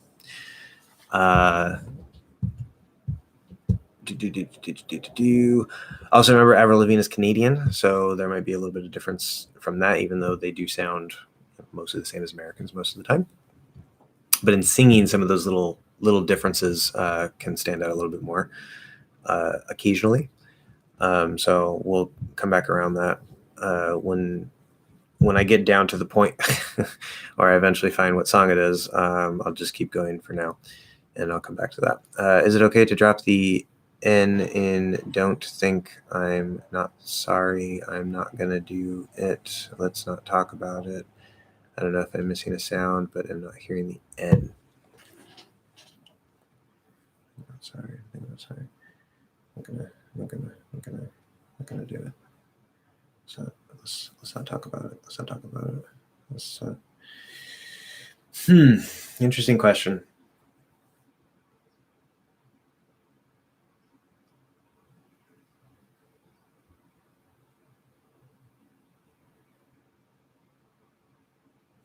So, because thinking about this and sort of playing with it a little bit, I wouldn't say it's wrong. It's definitely not clearly enunciated, that's for sure. It's not how it's supposed to be. And there's a reason why this is happening. It's really weird. This is the first time I've noticed this. I'm glad you brought it up. I've noticed it the other way, but not this way. You will hear native speakers lazily pronounce sentences like this with no N. So I think your ears are probably correct, but that doesn't mean it's the way to say it. Okay, be careful. It's just lazy. So I would not recommend that you drop the N. It's supposed to be right. Don't think I'm not. Don't think I'm not. I'm not. I'm not. So that with M, then the N is already there, and when we release the lips, you hear the N. But M and N sound very, very similar. And there's a weird thing that we can do between like the nasal and the vowels, which it's usually the vowel before and then the N, that we can do this trick with negatives, but it seems to also be working the other way here. So it's not that we're saying like, don't think I'm not. If you try to say it that way, it's not going to work. So you notice I'm saying it more clearly. It's not correct. But if I'm speaking, kind of quickly, I'm speaking very lazily, don't think I'm not sorry. Don't think I'm not sorry. Don't think I'm not sorry. It sounds maybe a little bit weird, but it's like, okay, yeah, maybe you're being very lazy. Yeah, okay, yeah, it might happen. Again, not recommended. Definitely not recommended. Can it happen in lazy speech of natives? Yes, technically. I'm not gonna. Okay, this is a little bit of a special case. I'm not gonna. I'm not gonna. I'm not gonna. Okay, we know that with like I'm gonna, that can reduce all the way. Like it can be I'm gonna or I'm a. If you put that not in there, obviously that breaks that. And so this one already can work weird between I'm and gonna, and that makes a little more sense. Maybe we can drop the N. I'm not gonna. See, it already kind of sounds a bit like an N anyway. I'm not gonna in this particular case. So again, lazy, acceptable. Don't recommend that you do it that way, but it does exist. And then instead of saying let's not, which is how it's supposed to be, let's not talk about it, and it will probably be that way more often than not. If we get a little lazy, let's not talk about it. Let's not. Especially if you get a little bit of nasalization on that in not. Let's not. If you don't have any nasalization on the O, which is sound for not, in any of these, there's like no nasalization at all. It's really going to stand out that there's no N there. But if you get a little bit of nasalization on the and you're speaking quickly and lazily, then it comes out sounding pretty good. Let's not. So it's not like let's not talk about it. Let's not talk about it. That doesn't sound right. Little nasalization on the Let's not instead of Let's not talk about it. Possible. Not recommended again. Possible. Good observation. Your ears are definitely working very good. Well, not dropping, but maybe replacing for another sound. Yeah, technically it is dropping, but again, you need that little bit of nasalization on the vowel. Otherwise, it's going to stand out more as like, eh. Okay, that's related to that video again. Gabriel, yes, the conservatorship was finally terminated on April 12th. She's currently, okay.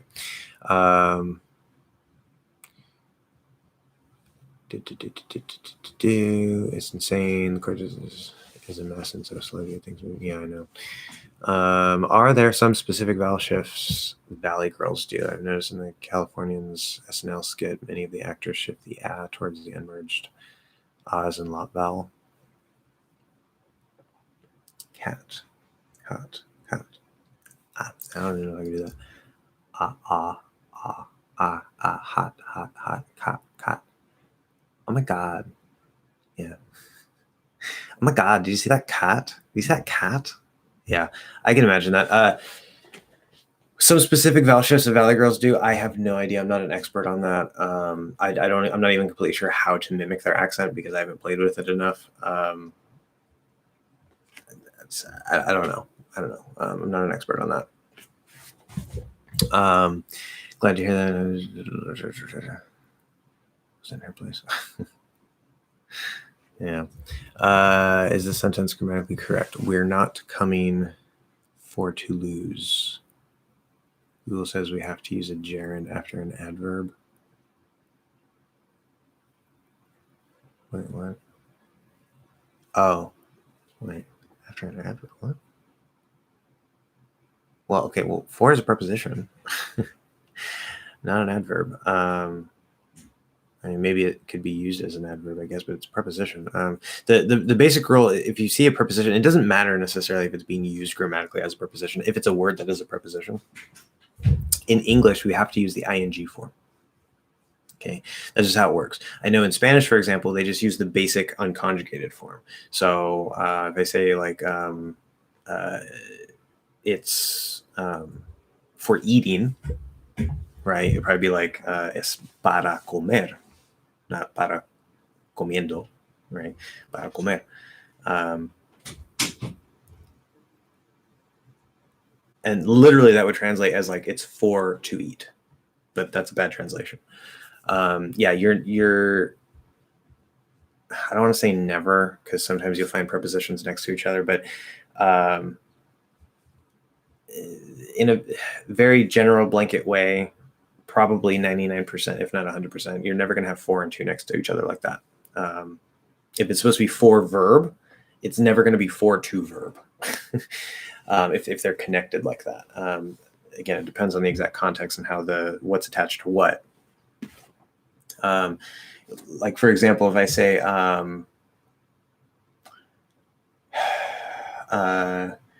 I will never do such a thing, for to live is to love. Okay, that use of force, it sounds kind of fancy and formal.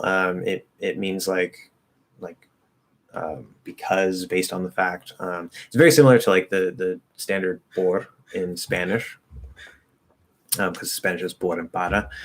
And this to me, it feels a lot like the por in Spanish rather than the para in Spanish. And that's a special use of for, right? So I will never do that for, I will never do that because to live is to love. So it's to live. That's the thing. It's not for living. It's I will never do that because to live is to love. I will never do that for to live is to love. So in that case, you might see for and to verb next to each other, but they're not connected. Okay. If you're saying like for the thing that something, the purpose of something, like it's for eating, right? It's going to be for plus ing. There's no to. Okay. Anyway, how do you pronounce the simple past? Tende? Past. I guess tense. That was probably a typo. Okay. Simple past tense T. Wait, what in this phrase? And welcome, Wendell. Yes. I realized my friend says, is it a released weak T or a stop T or a drop T? Can I make a stop T in the word first? Okay. So for the first question here, so it's not a T at all. It's a D. Now we can partially devoice, right? At the end, fully enunciated would be realized, because Z is voice, so it's going to be a D. It's not going to be a T. Realized. If we do the partial end of word devoicing, we go to the Z into the D, but then a little tiny T can come out. So you can stop it in the D. You don't have to actually release it. That's what I realized. realized. But because the like in this case, the if I stop the D, it can maybe sound a little unclear, as if there's even a D there or not. So we might, just get a little push out, in which case there would be a little weak D. I realized. Okay. If we use this partial end of word devoicing, that is a common thing that happens, then you go into the D with the voice and everything, but when you release it, you just drop the voice and it becomes a little weak T. That's what I realized. Okay. That's the trick with the stop sounds. Devoicing the stop sounds is you have to go into the voiced one first, but then if you release, do a little release after, that's when it becomes voiceless. If you make it voiceless before that and make it just like a full T even before you close, so like released, that's a T sound because there's an S before it. So it's voiceless all the way, S to the T, and then comes out as a T instead of Z to D and then releases a T.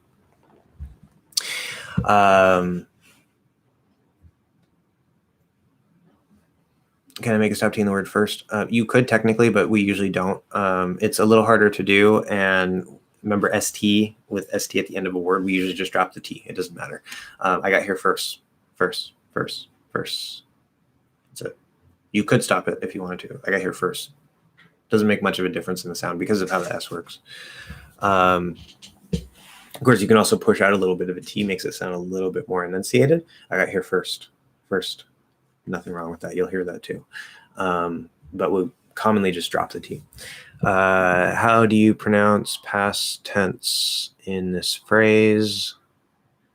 This is what I have learned. Could it be a stop D? So lots of questions about the T's and the D's. How do you pronounce past tense in this phrase? Well, first, we probably contract I and have. If you uncontract it, it kind of sounds very formal because we almost always contract. Remember, contractions is the normal default thing to do. And if you don't contract, it can either sound potentially wrong, even if it's grammatically correct, or it might end up sounding kind of formal. This is what I've learned. Could it be a stop D? This is what I've learned. Because there's the N, I mean, you could stop it, but it's not going to be clear if it's present or past. Now we have the I've, right? This is what I've learned. And so it would be very understandable, and I don't think it would cause a problem. But in a case like this, where the N is voiced and it's the same position as the D, it's maybe a little more likely that we'll get a tiny little release of that D at the end. This is what I've learned. Or even make it slight, just talking about it, lost my thought, the partial devoicing. So again, goes into the N before learn. Okay, you kind of stop it in a D, but then you kind of release a little T if you use that partial devoicing. This is what I've learned.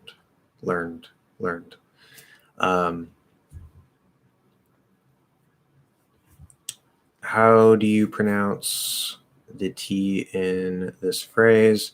I notice you're saying like this, the and this, they don't go together. You're either going to say the or this. First time I thought that was a typo, but I see you did that again. You're never ever will you say the this together. Okay, that's going to be one or the other. And in these particular sentences, it would be this. How do you say this phrase?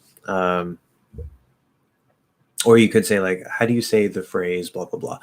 A little bit different. Intonation is a little bit different. The is possible, but never together. Most likely, we're going to say this phrase. Okay, so how do you pronounce the T in this phrase? The first person. Is it a stop T or weak T? Most likely, it's a drop T. The first person. There's S to P, first person. If you say it a little bit more clearly, or if that T happens to come out, first person. See, that's the whole thing. Again, it's a little hard to stop the T after the S. But in this case, if we do keep the T, see, this is a good example where there's many things that can happen. Most likely case, we're just going to drop the T because the ST, we tend to drop the T at the end. First person. Okay, that's just the single most common thing that's probably going to happen here. What else can happen? You can enunciate the T, push out a little T, first person, first person. There's a t, t, t, t, t, okay? Very clear, very, very clear. Not common, possible, yes, not a problem with it. Just not the normal way that we would necessarily say it. It can come out that way, though. It's always possible that the full pronunciation might happen to come out. But now that we have a T going into a P, we can also shift, meaning that instead of, it's not that we're dropping the T, but we shift the T into the P position, first person, first person. So now we're not actually dropping the T, we're sort of stopping the P and then releasing the P, first person, okay? And because we tend to drop the T in the ST anyway, we're probably not going to take the time to actually stop the P. We're just going to make it a regular P and drop the T altogether, first person. But that's another thing that could happen. You can actually do a stop P into a release P because of the shifting. Can you stop the T here? First person.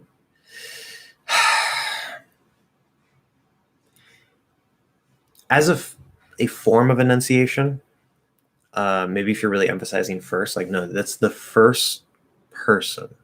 And you're speaking like that, where like you're clearly separating out, you're emphasizing first. You could stop the T there as an actual stop T, but that's probably the single most unlikely thing that would happen. Very special situation, circumstance there, not the normal flow of speech. So again, not one right answer, but the most common thing that would happen is you just drop the T and go from the S to the P. Because of the ST ending. Is the S and ES plural ending of words always pronounced with Z sound after the voiced sound? Good question. Usually, there are exceptions, but usually, yes. That's one of those things where it's one of those rules where it's like, okay, most likely, like 80 to 90% chance, maybe even higher than that. If you guess, if this is voiced and you see the S or ES at the end, this is voiced, very good chance that S is going to be voiced. It's going to be a Z.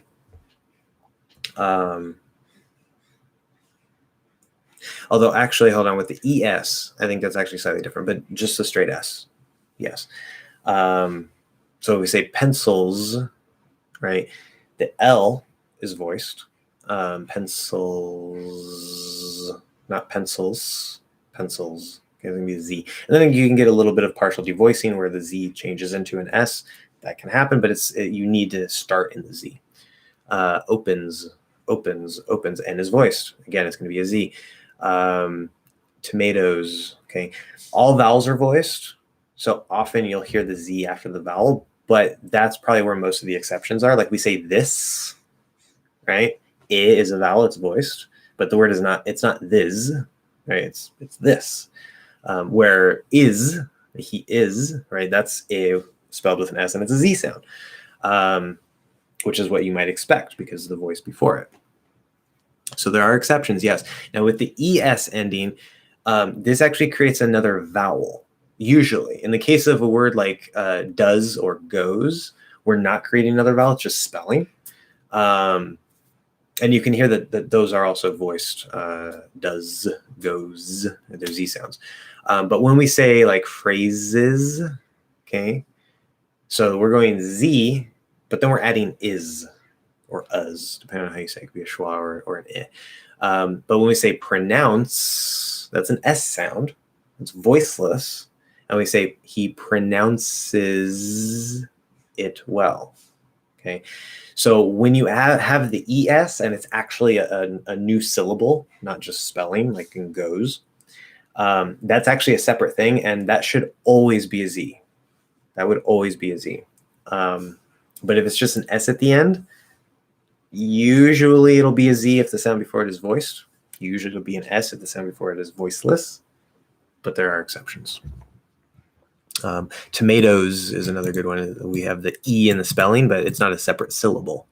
It does still happen to be a Z sound, but it's that toes at the end is just one syllable. Menus, that's a Z. Sentences, just like pronounces, it's S-I-Z, sizz. So the ES again is always a Z, should always be a Z. Thanks, you're welcome. Okay, why do we tend to say I would like to ask a question instead of I will like to ask a question? Because those are two completely different meanings. If you say, now obviously will and would, they're clearly related, right? That would is technically like a form of will, but there are uses of would that are, they're not attached to the meaning of the future, right? Like we can use would in the past, and obviously will has some uses that seem kind of weird sometimes too, but they're linked together in some way, but they don't always match. If you say I would like to ask a question, this, like earlier when I was saying like would and could, helps make it sound more polite, less direct. Okay, instead of saying I want to ask a question, that sounds more direct, right? It's like, oh, I want, like gimme, right? Or you say I would like, sounds more indirect, more polite. Oh, I would like. Again, it's not hypothetical, but it's based on that hypothetical meaning of would. I would go if I had time. And so it makes it sound less direct, more polite. I would like to ask a question, if that's okay, right? Is that's what is implied. If it's okay, I would like to ask a question. Or if you don't mind, I would like to ask a question. We just don't usually have to say the if part. That's implied, right?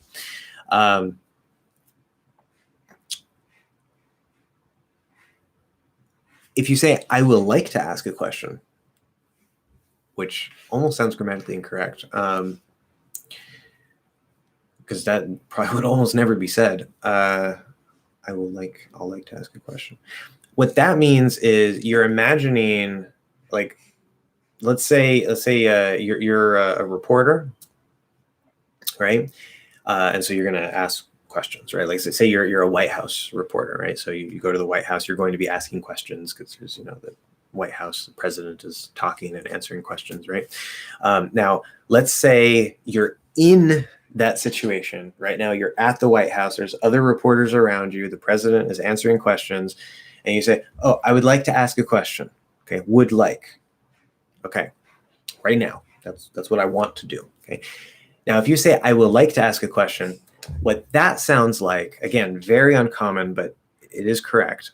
What it means is, let's say you're a reporter, you're not at the White House interview, place thing. Maybe you're at the White House somewhere else, right? But you're not actively in the process. Like the president isn't there taking questions. Okay. You're just a reporter and you're imagining, let's say it's tomorrow when you're going to talk to the president, right? And you say, well, I know that I will want to ask a question, right? It's like saying I will want, not that I want now, but when this happens, I will want to ask a question in the future at that point, not right now.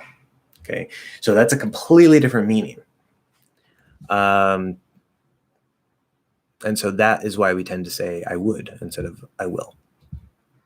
I may get married within a year. Yes, that was a good explanation. Thank you. Okay, good. So may, not all uses of may are interchangeable with might, but when we're using may to mean like a possibility, because you can use may for permission, like may I go to my friend's house? And technically you can use might there too, but it sounds very fancy. The basics here, when may and might are used to talk about a possibility, like something that is like you're not sure, it's like 50-50, like it might happen, right? I might get married within a year. Might and may are interchangeable. May can sound a little bit more formal. And I think in American English, we tend to use might more than may. But we use both, and it doesn't matter.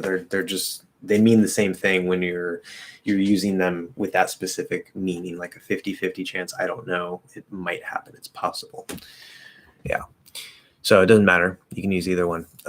In the word excerpt, can I omit the P and pronounce it as excerpt? excerpt from the book. It's an excerpt from the book. Excerpt. It's an excerpt from the book. That doesn't sound too bad. What I would actually do, probably more likely, is drop the T and keep the P. It's an excerpt instead of excerpt. That sounds better to me because you can stop the P. So instead of saying pata, right, or dropping the P and stopping the T, you can just stop the P, and it sounds perfectly fine. I think that's the normal way we do it. We just drop the T. Unless you're enunciating, then you would say excerpt. Right, there's a little P and a little T there.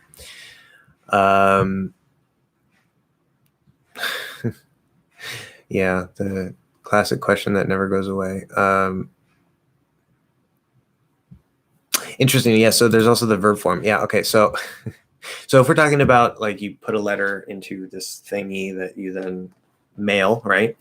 This container, you can pronounce it envelope or envelope. It does not matter. I usually say envelope, but I use both. I notice that sometimes on comes out.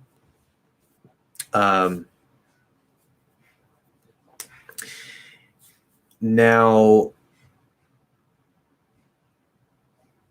yeah, so would you pass me that envelope? Would you pass me that envelope?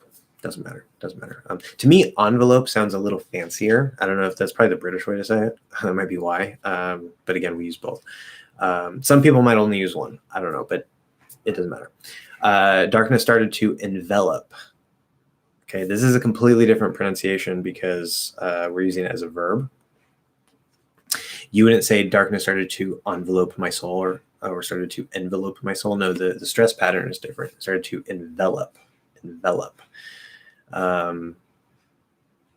So that is now an e instead of an and the first syllable is most likely going to be an so you're going to switch it.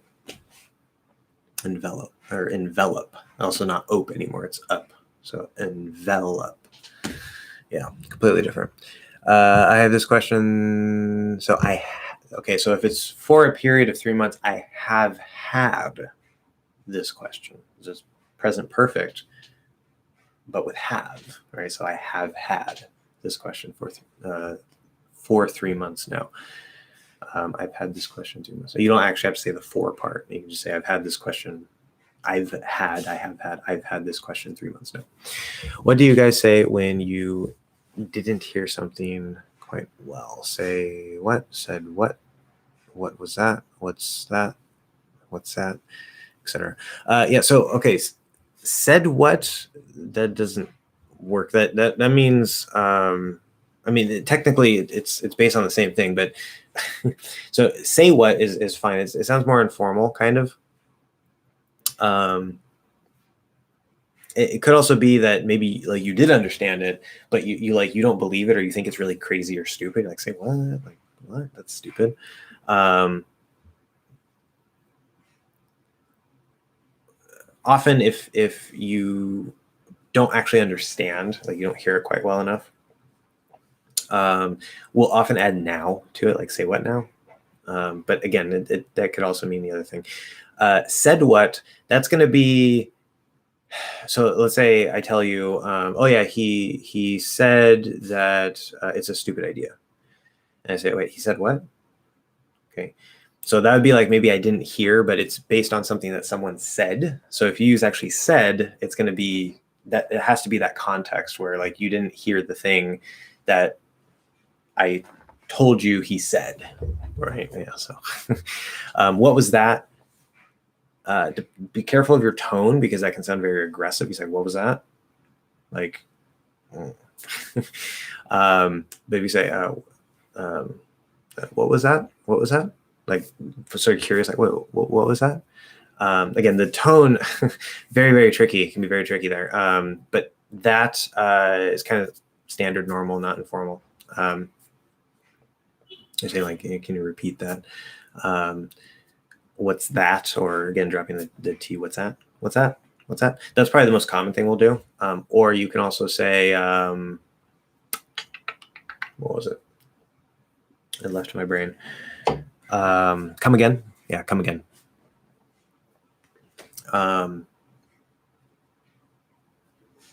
That's a good one. There's probably lots of little things that we could do. What would I do? One thing I do commonly, I notice if I didn't quite hear right or I didn't quite understand, I'll say, wait, what? Like with that exact like tone and flow. So like, wait, what? Well, you could do that too, but like, wait, what? Wait, what? Wait, what? With like two stop T's. That's a common thing a lot of people do. Or we just say like, what'd you say? What'd you say? Yeah, what did you say? Would you? Would you? We can blend it there in the pronunciation, but what did you say? Yeah. If I may chime in. No, David, you may not. Okay. My personal default phrase is come again. See, there you go. Heard in a couple of movies. It works every time. I was taught excuse me in school. Oh, yeah, there's that one too. I didn't even think of that one. That's actually, again, tone is important. If you say excuse me, like that sounds aggressive. But let's see, what do we use for that? Yeah, if you didn't quite hear what someone said and you say excuse me, and like your tone is fine, I don't think we actually do that. Blah, blah, blah, blah. Excuse me?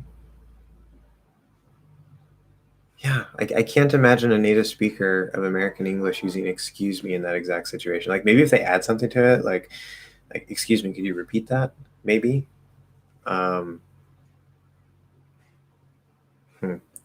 Anyway, the amount of what the fuck looks like is good. Yeah, exactly. Because you messed up the intonation, it sounds like you're outraged. Intonation is also important too, but I don't think we really use excuse me in this specific case. We tend to use excuse me not like we hear what they said, but we have like a problem with it. Yeah. So I would just avoid excuse me for that. Yes, it is because. Okay, yeah, we're talking about as. Thank you. You're welcome.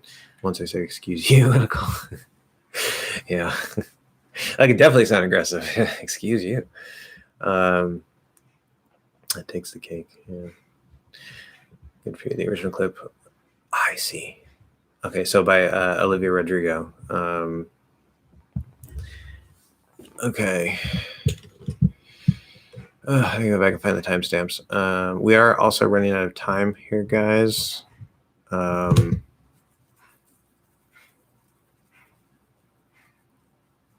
So I am catching up, which is good, but keep in mind we have like less than 20 minutes. Okay, so good for you. And where were those timestamps? 158, 302, and we're talking about elongating you. Good for you. I think that's what you're talking about. Yeah. I like that song too. Olivia Rodrigo, good for you. I assume it's good for you. You said, or I assume it's Olivia Rodrigo. You said you mentioned Avril Lavigne. Okay, Avril Lavigne doing that all the time too. Yeah. Okay. So let's see here. I think I have my headphones in. Gonna get a copyright strike. I don't even know why I'm looking it up because I'm like 99% sure I know what you're talking about. 158. 158.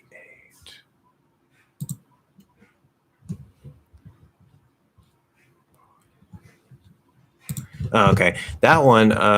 So at 158, she's like, "Good for you." That has nothing to do with the word "you." That has everything to do with singing, and that last word / syllable is just being elongated to match the music and the rhythm. She could just say like "Good for you," but then it kind of like it's like if you expect the music to like stop there, but the music continues like "Good for you." It's like da da da na na na. Good for you, right? So you just elongate the word. It's a very natural thing to do. 302, you can really hear it. Oh no, this is the same one. 302. Yeah, it sounds pretty much the same. Yeah, that's all it is. It's a music. It has nothing to do with you. Like I could say instead of you, if I say good for him, right? It's like, good for him. Like, it doesn't matter. So it's probably just relatively common that you would end up going there. Like at the end of sentences and songs and whatever, especially songs about like, relationships and stuff. So it might be why you hear it more often than other things. Okay, so where was I? Delia, 10 people comprised the small crowd. The small crowd comprised 10 people. The small crowd was comprised by 10 people. I was not expecting that one.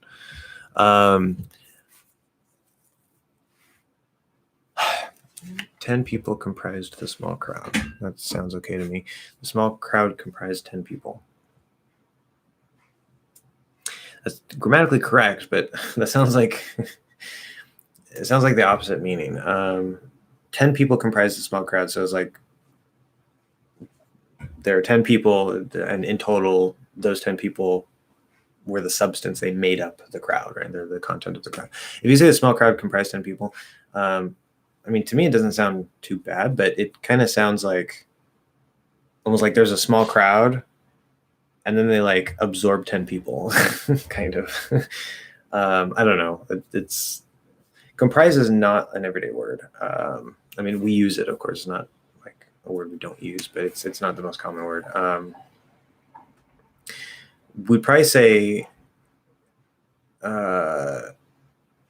we like to use composed of more instead of comprised. So like the small crowd was composed of 10 people, or 10 people composed the small crowd.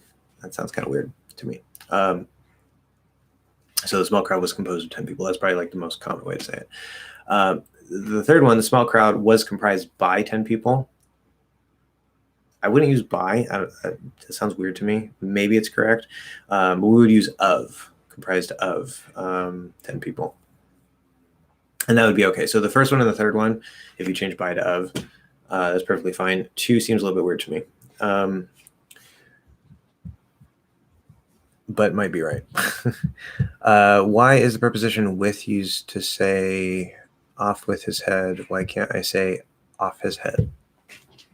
Because those would be 2 different meanings. If you say off his head, well, I get, yeah, depending. So we wouldn't do it this way, but you could use off as a verb. And if you say off his head, like it would make sense. But we don't use off as a verb in this case like that. So it would just not be understood. So off his head sounds like off of his head. We don't have to say the of part. So like there's something on his head and like a hat, right? And take the hat off of his head. So if you say off his head, it'd be like, there's nothing on his head. Like, what do you mean? What am I removing? It sounds like if I say, the cat is what? Like, what's the rest of the sentence? So with, why we use with specifically, I mean, it does work logically. Why does with go there? I don't know, but it does work. And the reason why it would work is because, let's see, with the key word for with is, the core idea is together, which is often very abstract. Off with his head, off with you, off with his arm. Yeah, I mean, we usually use it specifically to mean like removing something. Like I can say off with his arm instead of off with his head. And so it seems counterintuitive because if the idea is together, you would think like you're bringing things together instead of like removing things, right? You're removing the head. But the way with is working is like we're saying, okay, this idea of off removal and this body part, we're bringing them together. So off with his head. In a way that it doesn't mean like removing a body part, I could say off with you, meaning like go away, leave. And again, why does with exist in that? I don't know. There are historical reasons, perhaps, why came to be used, but under the surface, it is logical and it does make sense. It's very, very abstract, though. It's a good question. Yeah, it's just how it is. Ultimately, that's the simplest answer here. This is just how it is in English. Just how we use these words. Can you say this? I don't know what half of these words are, and YouTube is holding them for review. I'm going to assume that you're not trying to make me say something inappropriate, but because I don't actually know what it is, I do not want to say it. Do you have a translation for that? Google Translate. Let's see what Google says. Damn. It doesn't say anything. I assume it's because there's a lot of similar sounds here. Obviously, I see lots of J's, which makes me want to pronounce them as J. But if I remember, I'm pretty sure you're a Spanish speaker, which means it would actually be huh.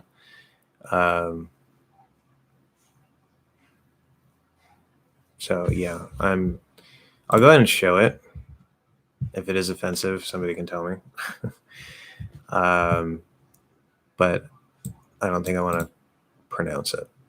It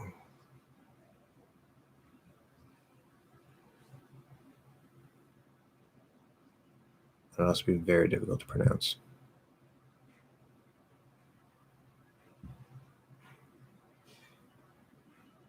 Anyway, regarding the phrases you use when you didn't hear the other person are huh and what considered rude.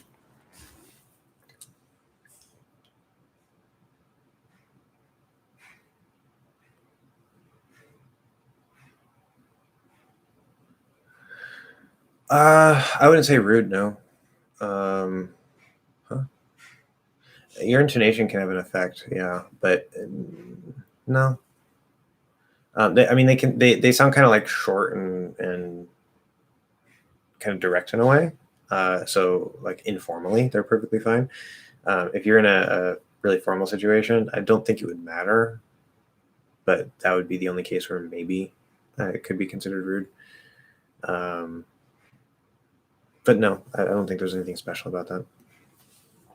Context is important, right? Okay, I see. So follow up. I want to know exactly how different the English with the I or the L. I'm going to say the L because there's lots of L's here. Okay. Well, I guess that makes sense. So that's your purpose. Now the double L in Spanish is completely different, right? That's not even that matches most, depending on your dialect of Spanish, how you actually say it. That matches most closely to the English Y sound. Yeah. I guess I'll say it. If somebody wants to tell me, like, I don't know what I assume maybe there's just random words put together, but I see there's like tiene and que, and so maybe it's like words that are actually words and they're just kind of like put together in a semi-nonsensical way. But hirosuchil hihayo. See, I can't even read it. Higilete higuagua tiene jilguero jilguerillo jiribioso que jirimiquea. Yeah, I don't know.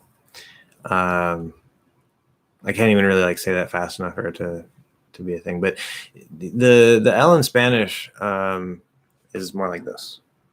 And I can't speak for everybody. Like, you know, maybe in your particular dialect it's not like that, but especially compared to English, it's more straight up. So like if I say I don't know, lago, lago, veo un lago. Where in English it's flatter. It doesn't go straight up. It's not like completely flat, obviously, but the tip is going to be flatter. You can touch your teeth if you want. It doesn't really matter. But it's that little bit of flatness that makes a difference. So it's not, if I were to say lago with like an English accent, lago. So let's say I keep the vowels the same. I just change the L. lago, lago, lago, lago, lago, lago, lago. It sounds almost the same. They're very, very similar, but the English L is just a little flatter.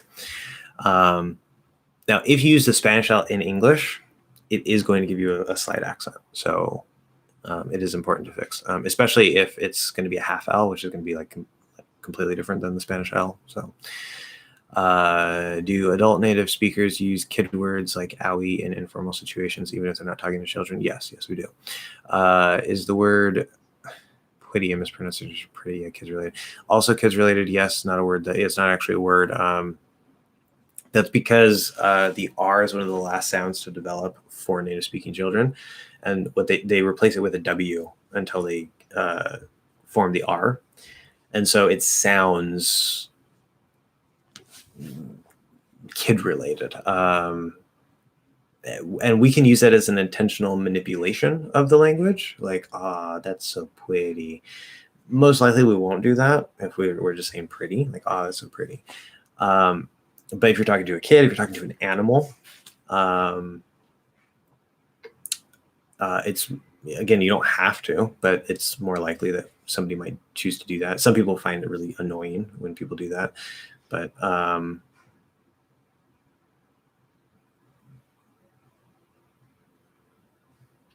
can even imagine, if I'm talking to somebody, again, it wouldn't be a normal thing. It would be an intentional manipulation of the language. But it just gives that little sort of effect. Like maybe if you're talking to like your girlfriend or something, and it's like, you're so pretty, right? Again, not normal, definitely not normal, but possible.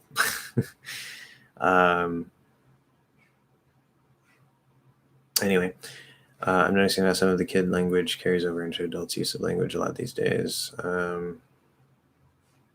Yeah, but again, not as a normal part of like the flow of real normal speech. It's an intentional thing. What would be your first gut pronunciation of these words? Well,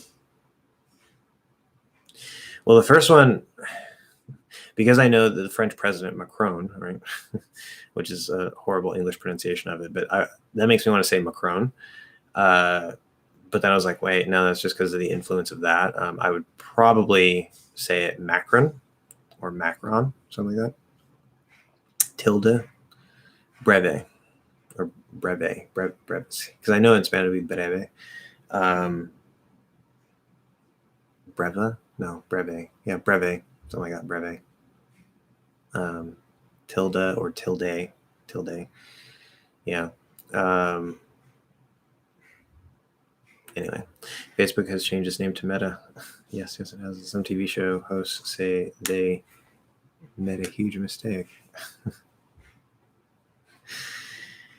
Yeah, there's definitely a stretch because then it sounds like met instead of made but they're playing. They're trying to make a pun. It's a very horrible pun.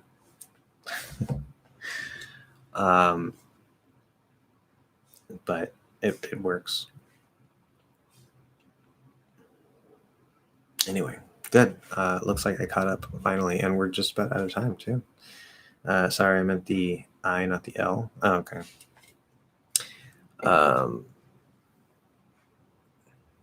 Yeah, because that's so stupid. Because usually, like in the default font, the capital I and the lowercase L look the same. I don't know why they do that. Like, obviously, in some fonts they look different. Like the I will have the lines on the top and the bottom, but in a font like this, like you can't tell. When you pronounce that phrase, I sent you, the I you used didn't sound any different from the Spanish I. Well, that's because I was trying to say it in Spanish. So the Spanish I is an E. Right, so it's hilosuchil, so he, chil, hilayo, or hihayo, he. Okay, now if I were to try to do, let me just try to read this. Let me take Spanish out of my brain and let me just try to read this like as an English speaker, which is going to be really, really weird and uncomfortable for me, but let's see if we can do this.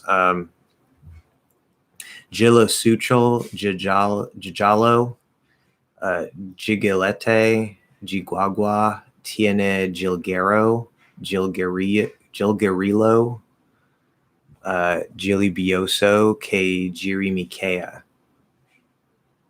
See, I noticed I said Jiri because of that R. Jiri. I didn't say I. Jirimi. I also changed that into an E. But a lot of these I'm saying I, not E. So there are things going on under the surface of an English speaker's mind of when the letter I might be pronounced as an E and when it might be pronounced as an I. But normally, most commonly, when you see this letter in English, if there is some sort of silent E at the end, like in fine, it'll be an I more often than not. If you don't see a silent letter, you just see the letter I, more often than not, it'll be I. That second vowel sound like it, not E. Okay. That's the general guideline in English. There are exceptions to that. That's the general guideline. Where the Spanish, this letter in Spanish is always E. You don't have I in Spanish. It doesn't exist. An English speaker associates this letter with the sound I, or maybe the sound I, not with the sound E, even though sometimes we will pronounce it as an E, depending on the word. And actually going through and reading that, I'm not sure if some of when I changed to the E pronunciation, that may be subtly influenced by Spanish, because I felt really weird. Like my brain, I don't want, it's so unnatural for me. It's like, I don't want to say as unnatural, but it's almost as unnatural for me to try to say these words with an English accent as it would be for you to say them with an English accent.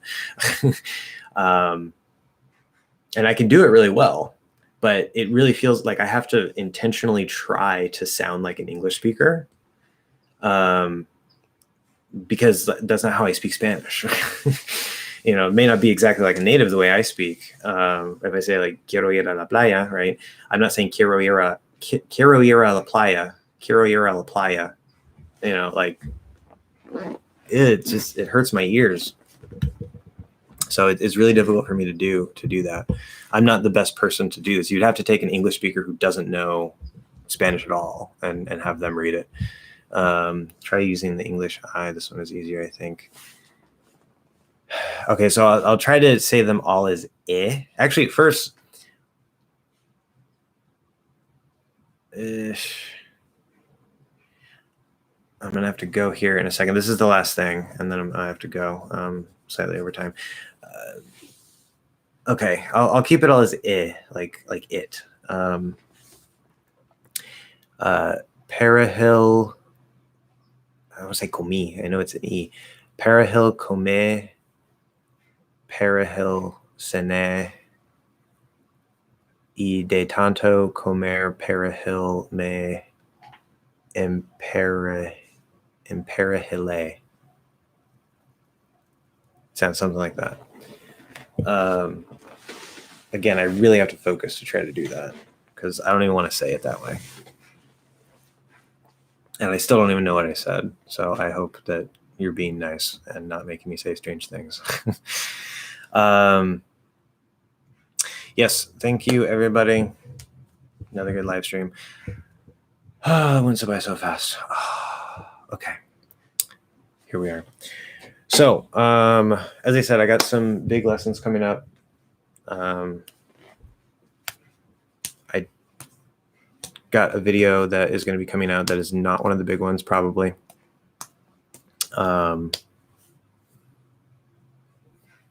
But yeah, there's a couple of really big ones in my mind that I'm sort of formalizing, and they're coming.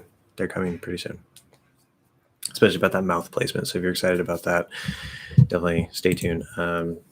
But yeah, so thank you guys very much. I will see you next week, and have a good time until then.